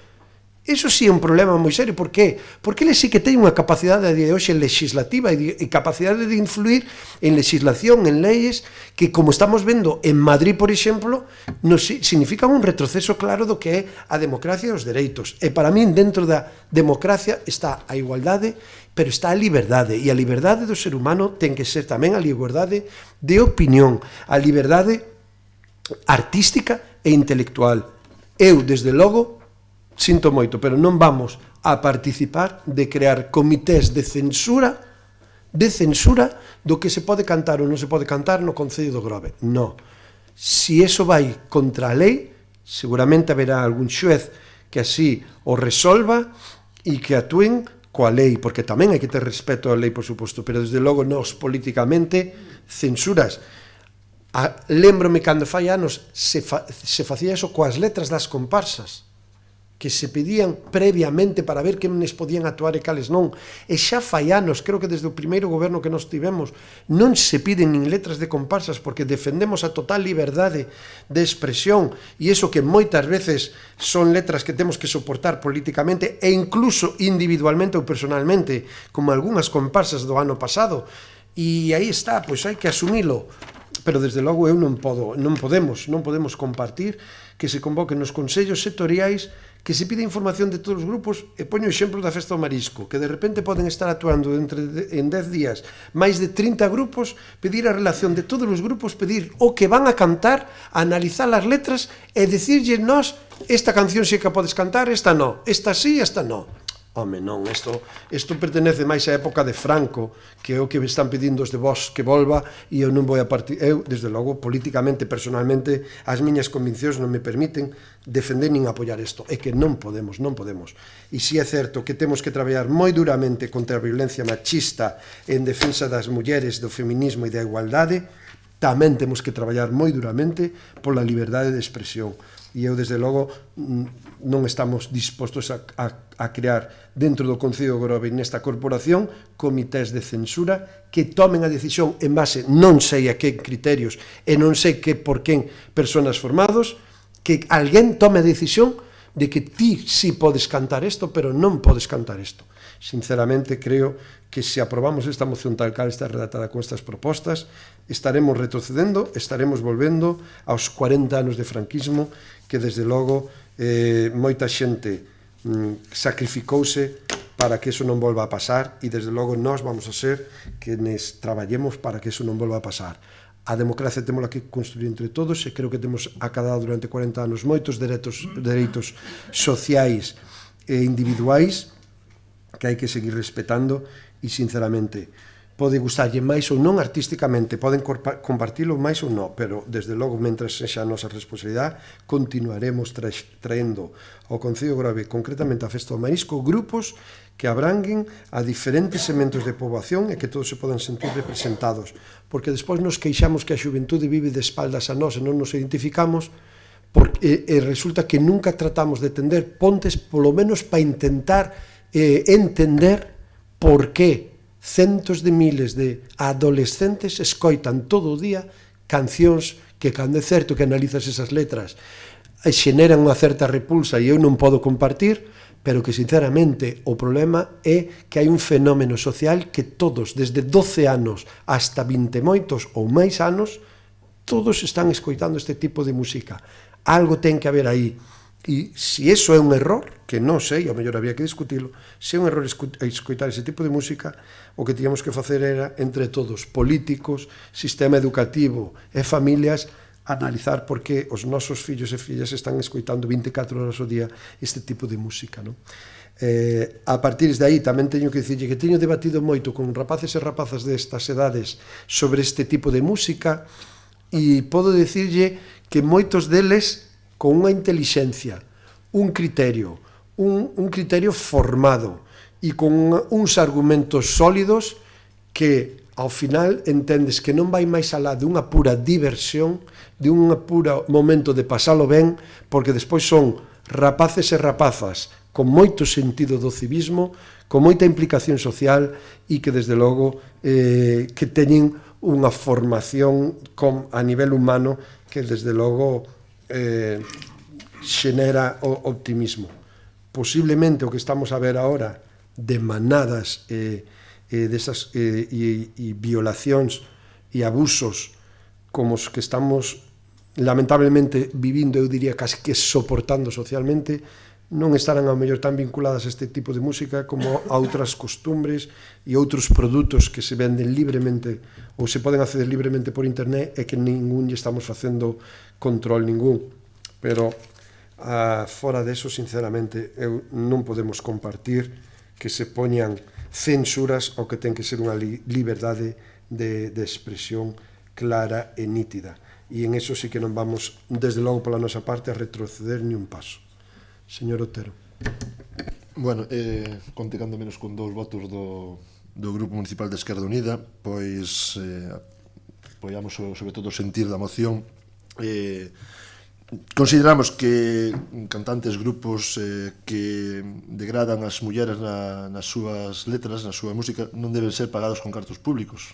Cada un na súa vida, que pague o mismo que a educación, o sea, que pague o privado, que o paguen e que vayan a ver o concierto que queiran. Ahora, con cartos públicos non podemos fomentar ese tipo de música, e menos nun contexto no que cada vez retrocedemos máis no maltrato ás mulleres, na violencia de xénero, ante mesmo o día en contra da violencia de xénero, un asasinato en Tenerife. Hoxe mesmo, creo que hai contabilizase outro asasinato, máis van 53 persoas neste ano. O sea, intentemos facer un cordón sanitario que é o que queremos facer a Vox, tamén as violencias machistas e as letras que degraden, as actitudes que degraden as mulleres, polo menos dende a posición que podamos tomar nós.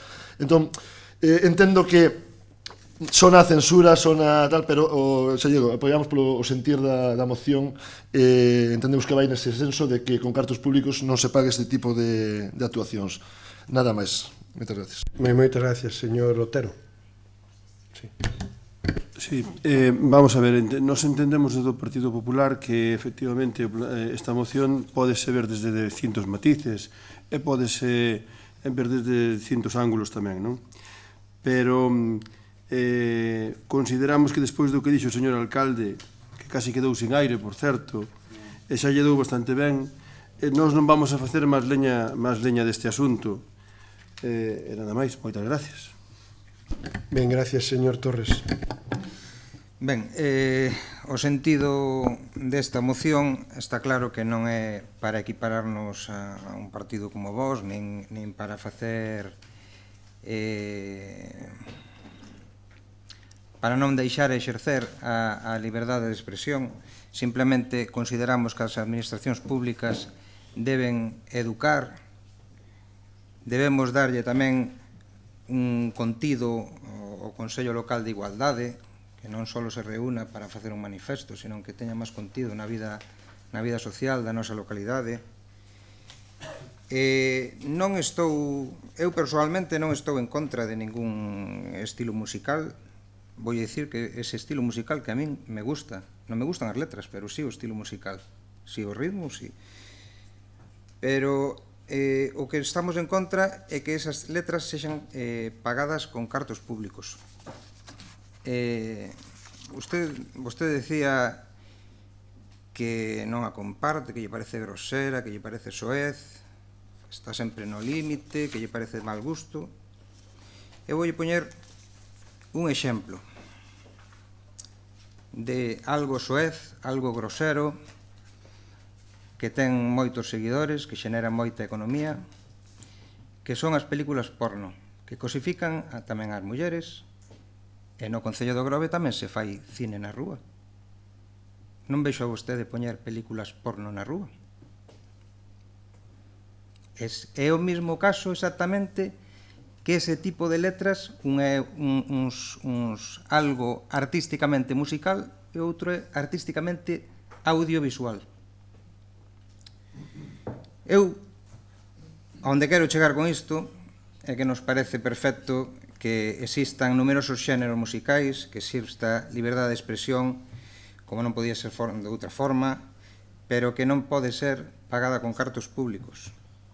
Eu, se un promotor musical quere facer ese concerto, quere cobrar a súa entrada, ou se o quere facer gratis, e corre o seu risco, non vexo ningún inconveniente en que alguén que lle gusta esa música que poida asistir.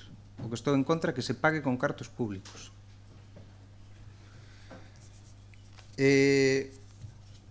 Vostede ten a maioría, o seu voto decide, pero o que non ten é a carteira de todos os veciños do Grove. Si que a manexa, pero non é súa. Polo tanto, eu lle pediría que cos cartos públicos do Grove eduquemos os nosos fillos, lle xeremos uns valores correctos, de respeto hacia todos, incluso a liberdade de expresión, claro que sí, pero de respeto hacia as persoas, hacia os bens, hacia todas as persoas, sexan mulleres, homes, de razas distintas, de outros países. Xeremos educación cos cartos públicos e non desigualdades. Nada máis. Moitas gracias. Solamente apreciar unhas cuestións. Primeiro, identificar violencia machista con este tipo de música me parece excesivo.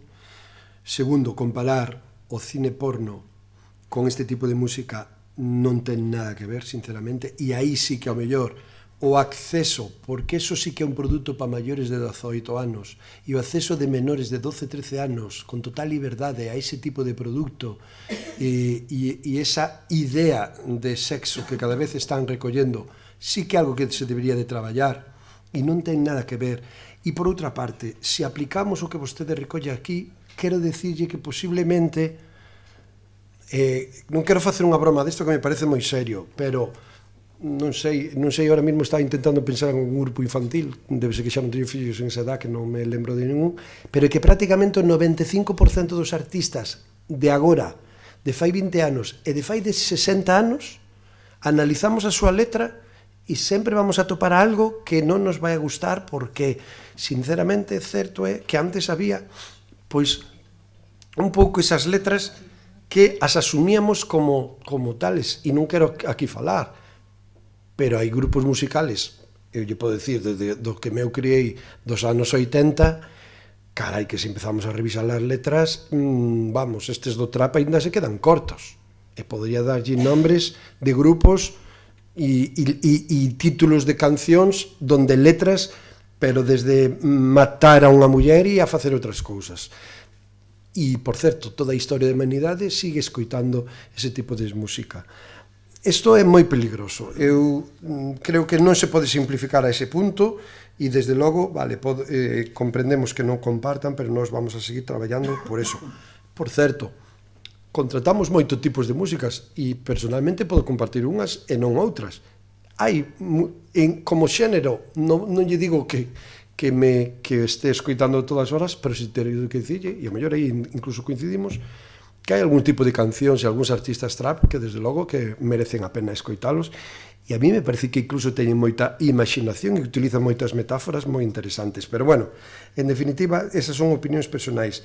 Nós o que queremos é ofrecerlle a un grupo de público donde tamén hai unha noite para adolescentes que acollamos todo tipo de música. E despois, en todo caso, a educación primeiro na familia, segundo nos centros educativos, terceiros en outros ámbitos da sociedade. Pouco a pouco, ao mellor, tiñan que permitir que estes adolescentes tomaran o criterio de escoitar o tipo de música. Pero insístolle e convídolle a calquera dos presentes, e moi especialmente ao señor Torres, que se sente con grupos de rapaces e rapazas de 15, 16, 17 anos falar de música trap, argumentar porque escoitan ben, pode constatar e comprobar que a maioría é simplemente por pura diversión, por ter un pouco de música que escoitar, pero despois son xentes, rapaces e rapazas con criterios de apoio social, de implicación social, de criterios de evolución da sociedade e da democracia, que desde logo a mí me xenera moito optimismo nos debates que eu puden ter con eles e con elas. Así pois, insisto na nosa posición. Ben, debatido o punto, procedemos á súa votación. Sí, perdón. Solo para pechar, quería decir que, bueno, antes tampouco as mulleres podían votar e hoxe poden votar, os tempos cambian. Si pensa que con esas actuacións esa xuventude toda vai á festa do marisco, eu o meu exemplo na miña casa é que a miña filla foi a esa actuación e non pisou a festa do marisco para nada, non comeu nin marisco, nada máis. Imos discutir eso, pero podo poñer exemplo que esa noite que foi un dos concertos onde máis público houbo, a noite do trap, e a maioría, ao ser menores de edad, viñeron acompañados polos seus pais. E os seus pais lle podo dicir que moitos deles se acabaron tomando e degustando na festa do marisco. Son cuestións de opinión, pero en calquer caso é intentar tender pontes coa xeneración que ven desde arriba e que unha persona que eu teño 49 anos teño que reconocer que non teño o mismo prisma que un rapaz ou unha rapaza de 15. E eu políticamente quero entender cal é o pensamento e cales son as ideas de un rapaz ou unha rapaza de 15 ou 16 anos, e para iso temos que tender pontes, porque senón vai ser imposible, vamos a ir por mundos paralelos e nos poderemos sorprender de moitas cousas. Ben, procedemos á súa votación, a moción presentada polo BNG para unhas actuacións musicais con contido respetuoso e de calidade no noso concello. Votos a favor, abstencións, en contra.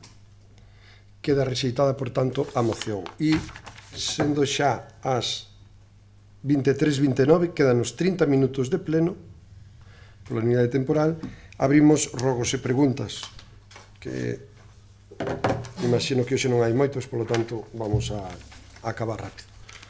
Suscito os que queran intervir, por o señor Otero. Bueno, o meu primeiro rogo é que si non dá tempo, que non creo que dé tempo a contestar a todos, que os faga por escrito. Primeiro vai dedicado á pista de skate. Quixéramos saber canto custa a última reforma que se lle fixo, a última modificación. Témolo solicitado por registro dende hai unha semana, non se nos respostou nin positiva nin negativamente. Vimos que a oferta salira en 57.000 euros con xardín, rego e iluminación dentro das súas melloras ofertadas, que se lle pagaron 1.700 euros, falo de números aproximados ou redondeados, a maiores a esta empresa tras finalizar as obras, que se contrataron por 3.600 euros as columnas e proxectores, e despois a xardinería e rego, a Bata, que están ahora mesmo ao mesmo momento que a outra empresa, por 10.000 euros. Entón, non entendo esas sobrecostos que se están levando sobre a pista de skate. Si que se fixaron malas cousas, recoñézano, non pasa nada, as obras poden salir mal e hai que repoñelas ou reparalas, pero non vendan que están facendo melloras sobre unha obra que se inaugurou en pleno verán. O sea, me parece surrealista que se mellore unha obra que está recén inaugurada prácticamente, non? Que xa se inaugurou daquela maneira. Sobre as pistas de pádel, sei que non está o concelleiro responsable,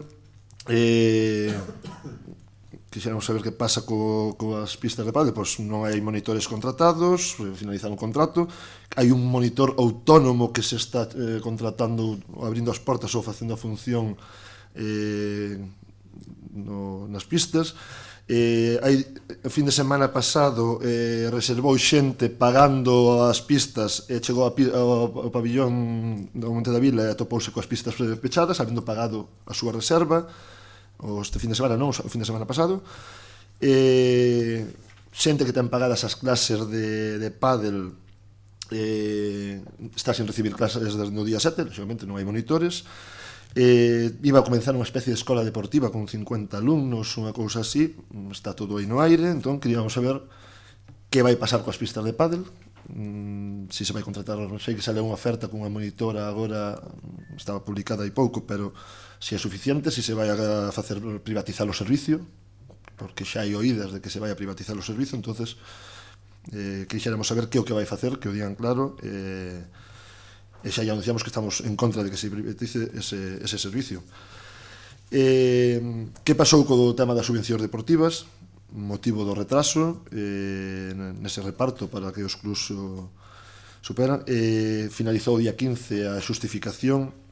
Recordo que houbera un club aquí mesmo nesta sala que criticara que se lle recortara un mes máis de xustificación de subvencións. Nadie fixo caso, pasaron de tal, e hoxe faise patente de que ese mes facía falta, porque co retraso que houbo, ahora mesmo estarían fora do prazo de xustificación. Creo que se repartiron esta semana xa os puntos, pero canto tempo teñen agora de xustificación das subvencións?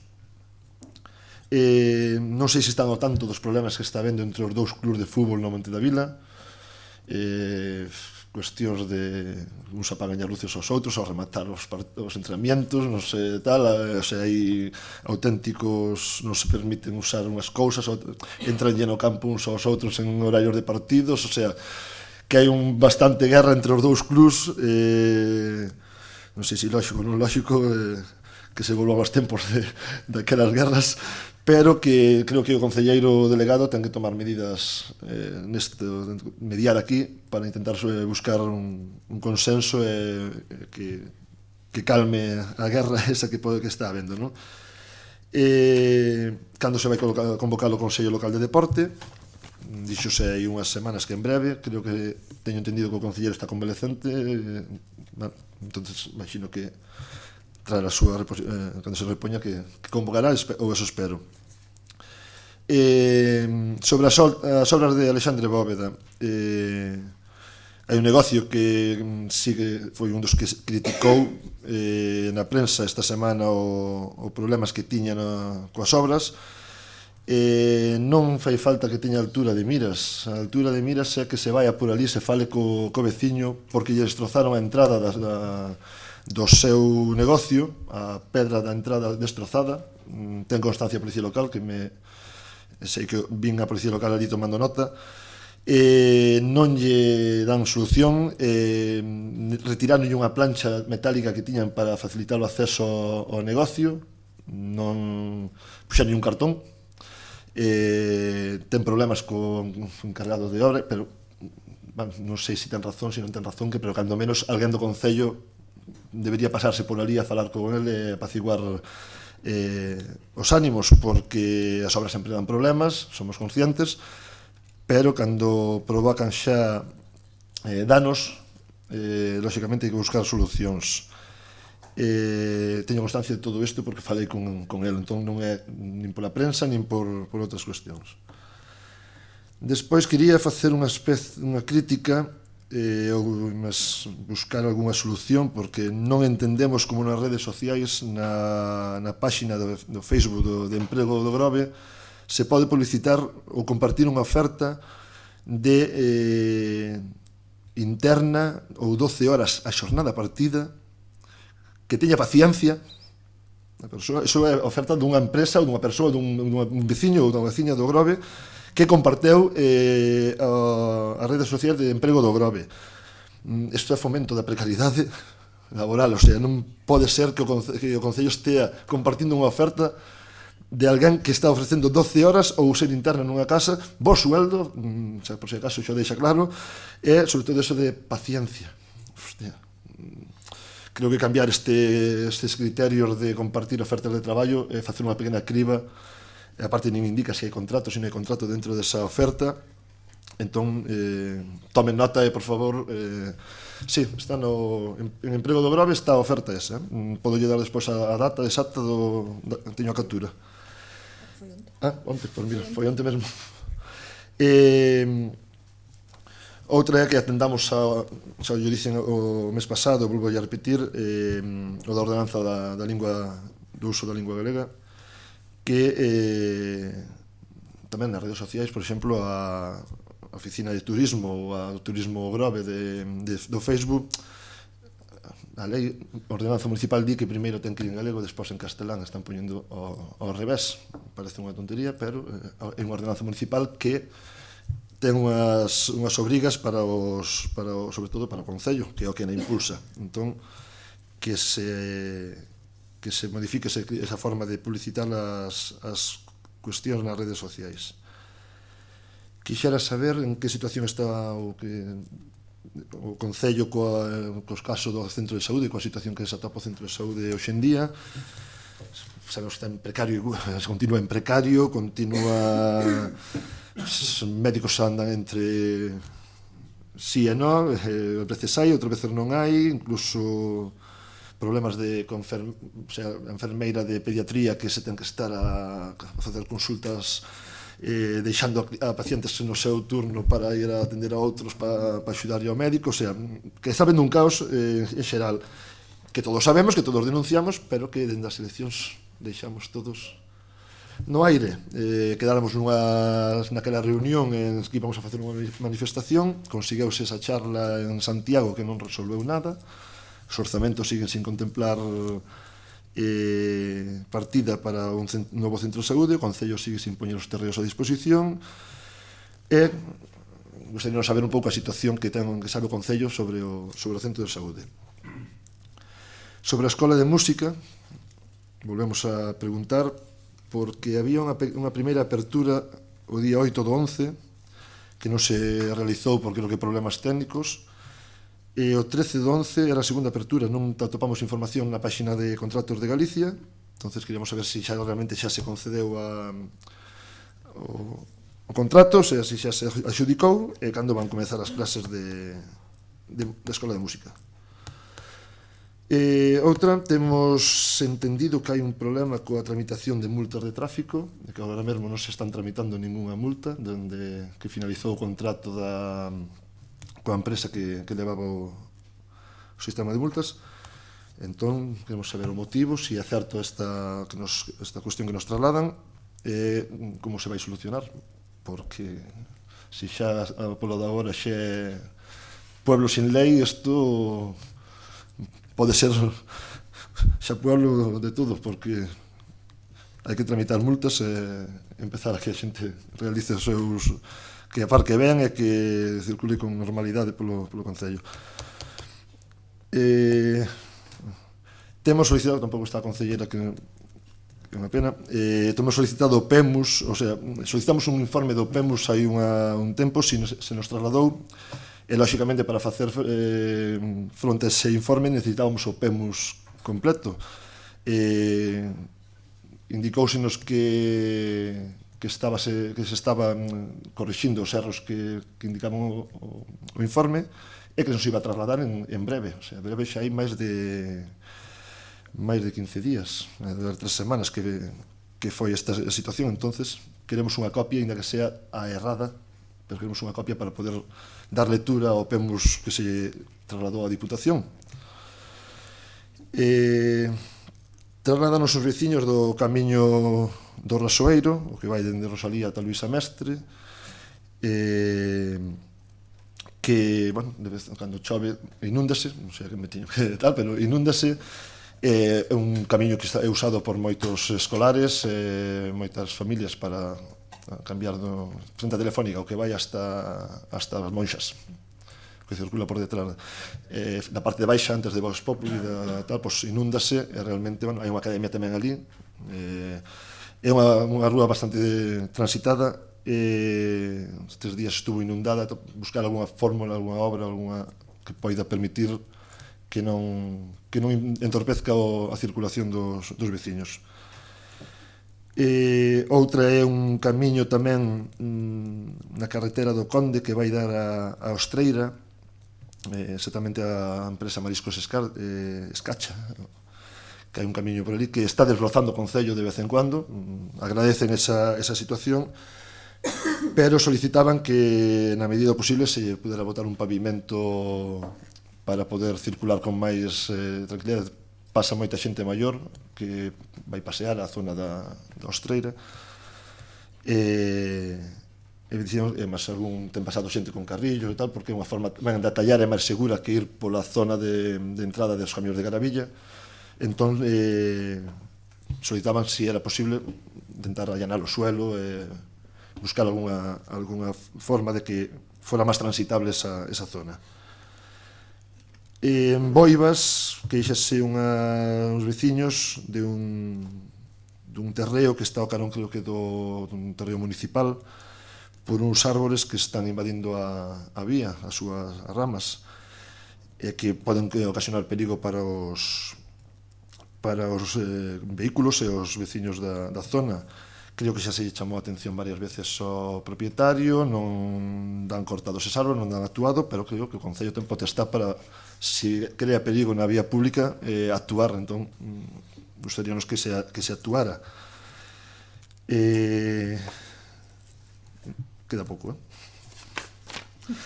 Veciños, uns veciños da Praza de Arriba indícanos que teñen problemas cunha arqueta que hai xusto despor do Badén do que hai ali, que se recortou. Hai unha arqueta que está provocando incluso insomnio a algún dos veciños, porque tal que se lle colocan gomas, pero que paso de vehículos volverse a soltar, entón que se busque unha solución.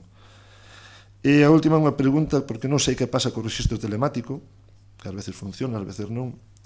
Personalmente teño solicitado un volante de empadronamento dende hai un mes, que indo á oficina me dan no momento, e teño pedido un certificado, porque como volante non digo a ver se certificado por ser certificado, mo dan tamén, e levo unha semana sin certificado.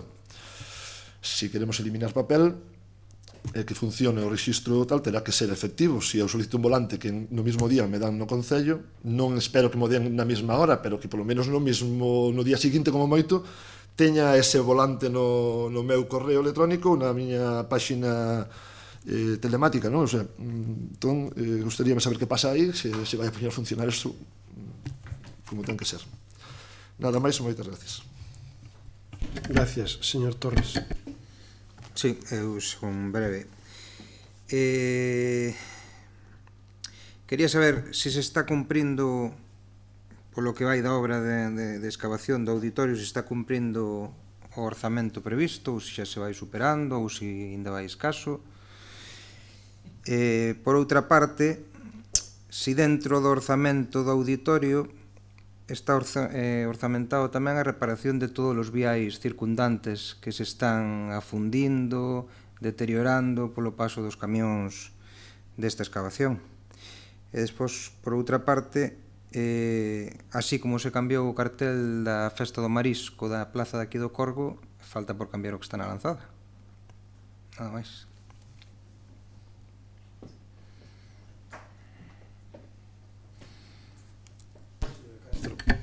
Sí, dende a zona de, a ver se nos ubicamos, na baixada da Mexilloeira, dende Reboredo, se ubica, non? A zona, pasando o Culler de Pau, esa baixada para baixo, xusto ali onde está a Glorieta, hai veciños que nos transmiten, bueno, está a Glorieta coincidindo coa baixada da peatonal que hai paralela a esa rúa, hai veciños que nos dicen que a seguridade é bastante deficiente, seguridade vial, falo, porque outro día estiveron a punto de atropellar a unha rapaza e a verdade é que hai que ter moi en conta isto porque calquer día temos unha desgracia sin ter por qué, non?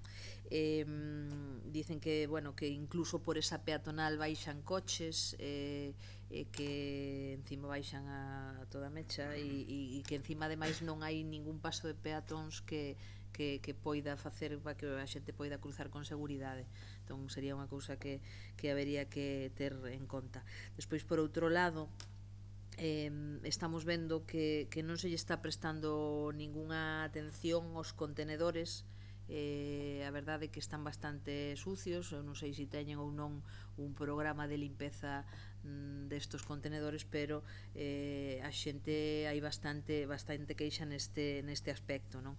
A verdade é que o cheiro tamén que despiden, pois, home, non é de recibo, e agora, home, entendo que o mellor no verán, con tanto movimento, pois non poidan leválo a cabo, pero agora sería a época na que poidan digamos, facer unha especie de planificación para limpar os contenedores. E ademais sí que hai certas zonas nas que, bueno, pois temos os veciños en que o contenedor do vidrio está aquí, despois teñen que andar non sei cantos metros para ir ao contenedor de orgánico, xa non hai o mellor contenedor de cartón, entón sería o mellor razonable importante facer unha redistribución dos contenedores de tal xeito que onde se ubiquen pois haixa polo menos un de cada tipo de residuo, non? E despois algo moi preocupante e que levamos nas últimas semanas, non sei o que está pasando, pero hai moitísimos cortes de luz en San Vicente. Outro día que estábamos plenamente a oscuras, estaba na zona non só na que vivo eu, sino na zona na que vai aos Couprins, despois o mellor toda a recta ata Balea tamén sin luz, non sei se é cuestión de bombillas ou de que, pero bueno, é un tema que hoxe por hoxe non se pode digamos descoidar, non? Actualización tamén o que si pedíamos é a actualización da páxina web, que, por exemplo, as contas da Festa do Marisco levan sin colgar dende o ano 2017. Home, xa sei que as do 2019 seguramente non as terán, pero bueno, polo menos que colguen as do 2018, e que sobre todo actualicen tamén pois a páxina de organización municipal. Está todo bastante obsoleto e sería importante revisar todas estas cuestións, non? Por non falar xa lóxicamente da páxina de turismo, que bueno, que naquel momento se había prometido unha nova páxina que seguimos a espera, non? E nada máis polo momento. Moitas gracias. Pido aos compañeros que queran intervir moi breve porque nos quedan apenas 10 minutos de pleno, o sea que se non serán contestados, sobre todo os compañeros que non están por escrito, que yo pasaremos. Juan. Está xa desta mañá. Claro, agora que hace esta mañá xa se colocou.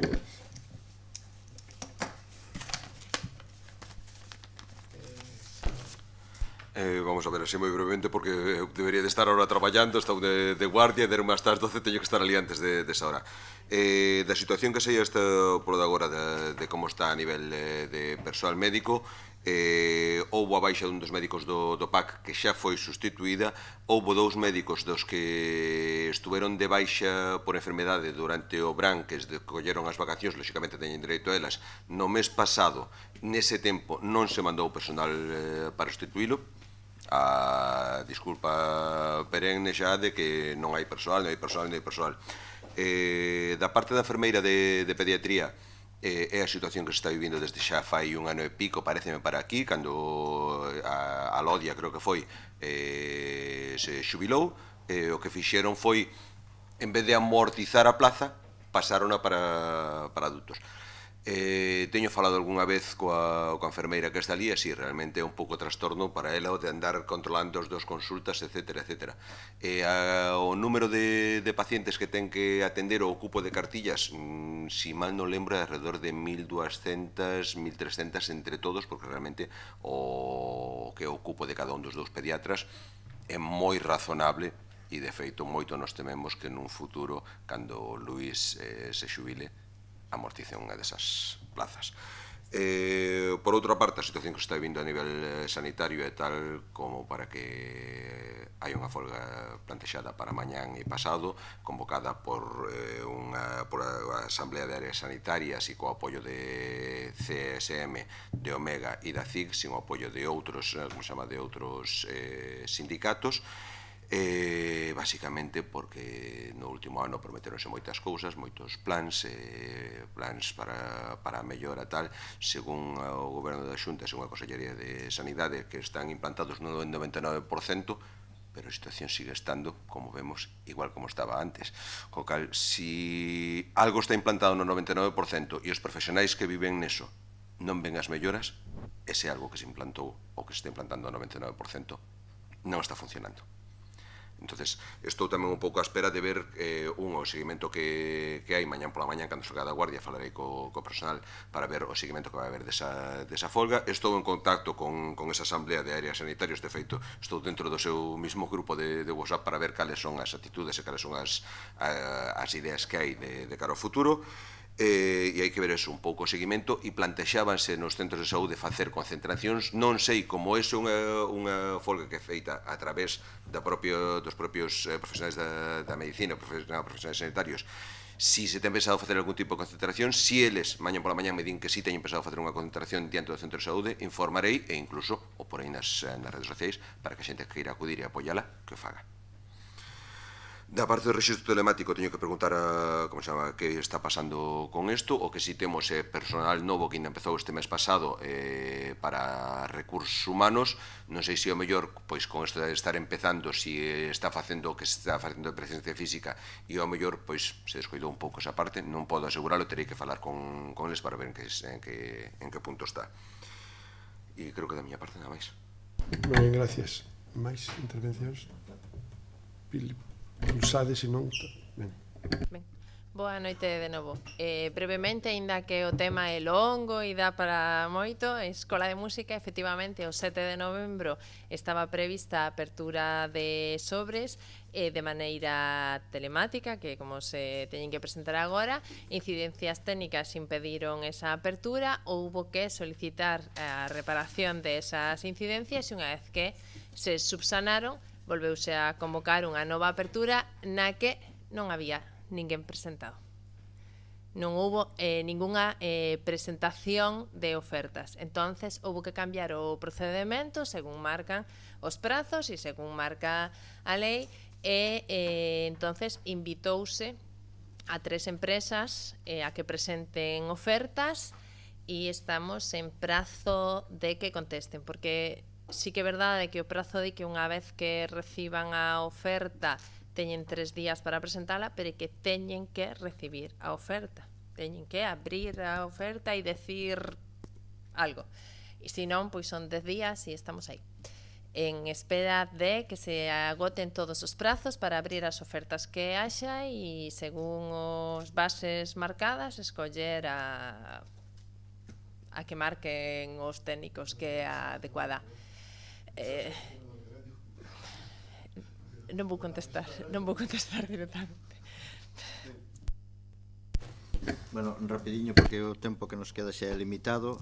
Decir que o tema da arqueta da Plaza de Arriba xa non é da hora, que leva uns días aí, intentouse, bueno, mitizar o que é o ruído, pero estuvemos mirando esa arqueta, hai que cambiarla toda na totalidade, porque a chapa, que a tapa non está ben axustada e vais a ter unha arqueta que herméticamente cerre ben e que evite ese son. E no tema dos contenedores, pois o servicio de limpieza, non sei se, por suerte, non sei se empezaba hoxe o camión de lavado de contenedores, mas estamos tamén co tema da reparación, que hai algúns contenedores, bueno, pois que teñen algúns desperfectos, pero que o servicio, si, fixamos na festa do marisco, que se fixo de noite, e ora, hoxe estaba falando con Catelo, que é o que leva o servicio ese, e viñan que se ibas a poñer de acordo co encargado para a ver que día empezarían a facer unha nova limpieza dos contenedores. E a agrupación, bueno, a agrupación de tantos contenedores, a verdad que se está mirando que sea o menos impacto visible, pero se está en eso. Moi ben, pois ora, rapidamente, as consultas ou as rogos e preguntas trasladadas aos compañeros de deportes ou de obras trasladaremos a elas para que non la podan explicar. O tema do skate, aí había un orzamento, a empresa que colleu a primeira vez a obra fixo unha rebaixa. Esa obra completouse e inaugurouse.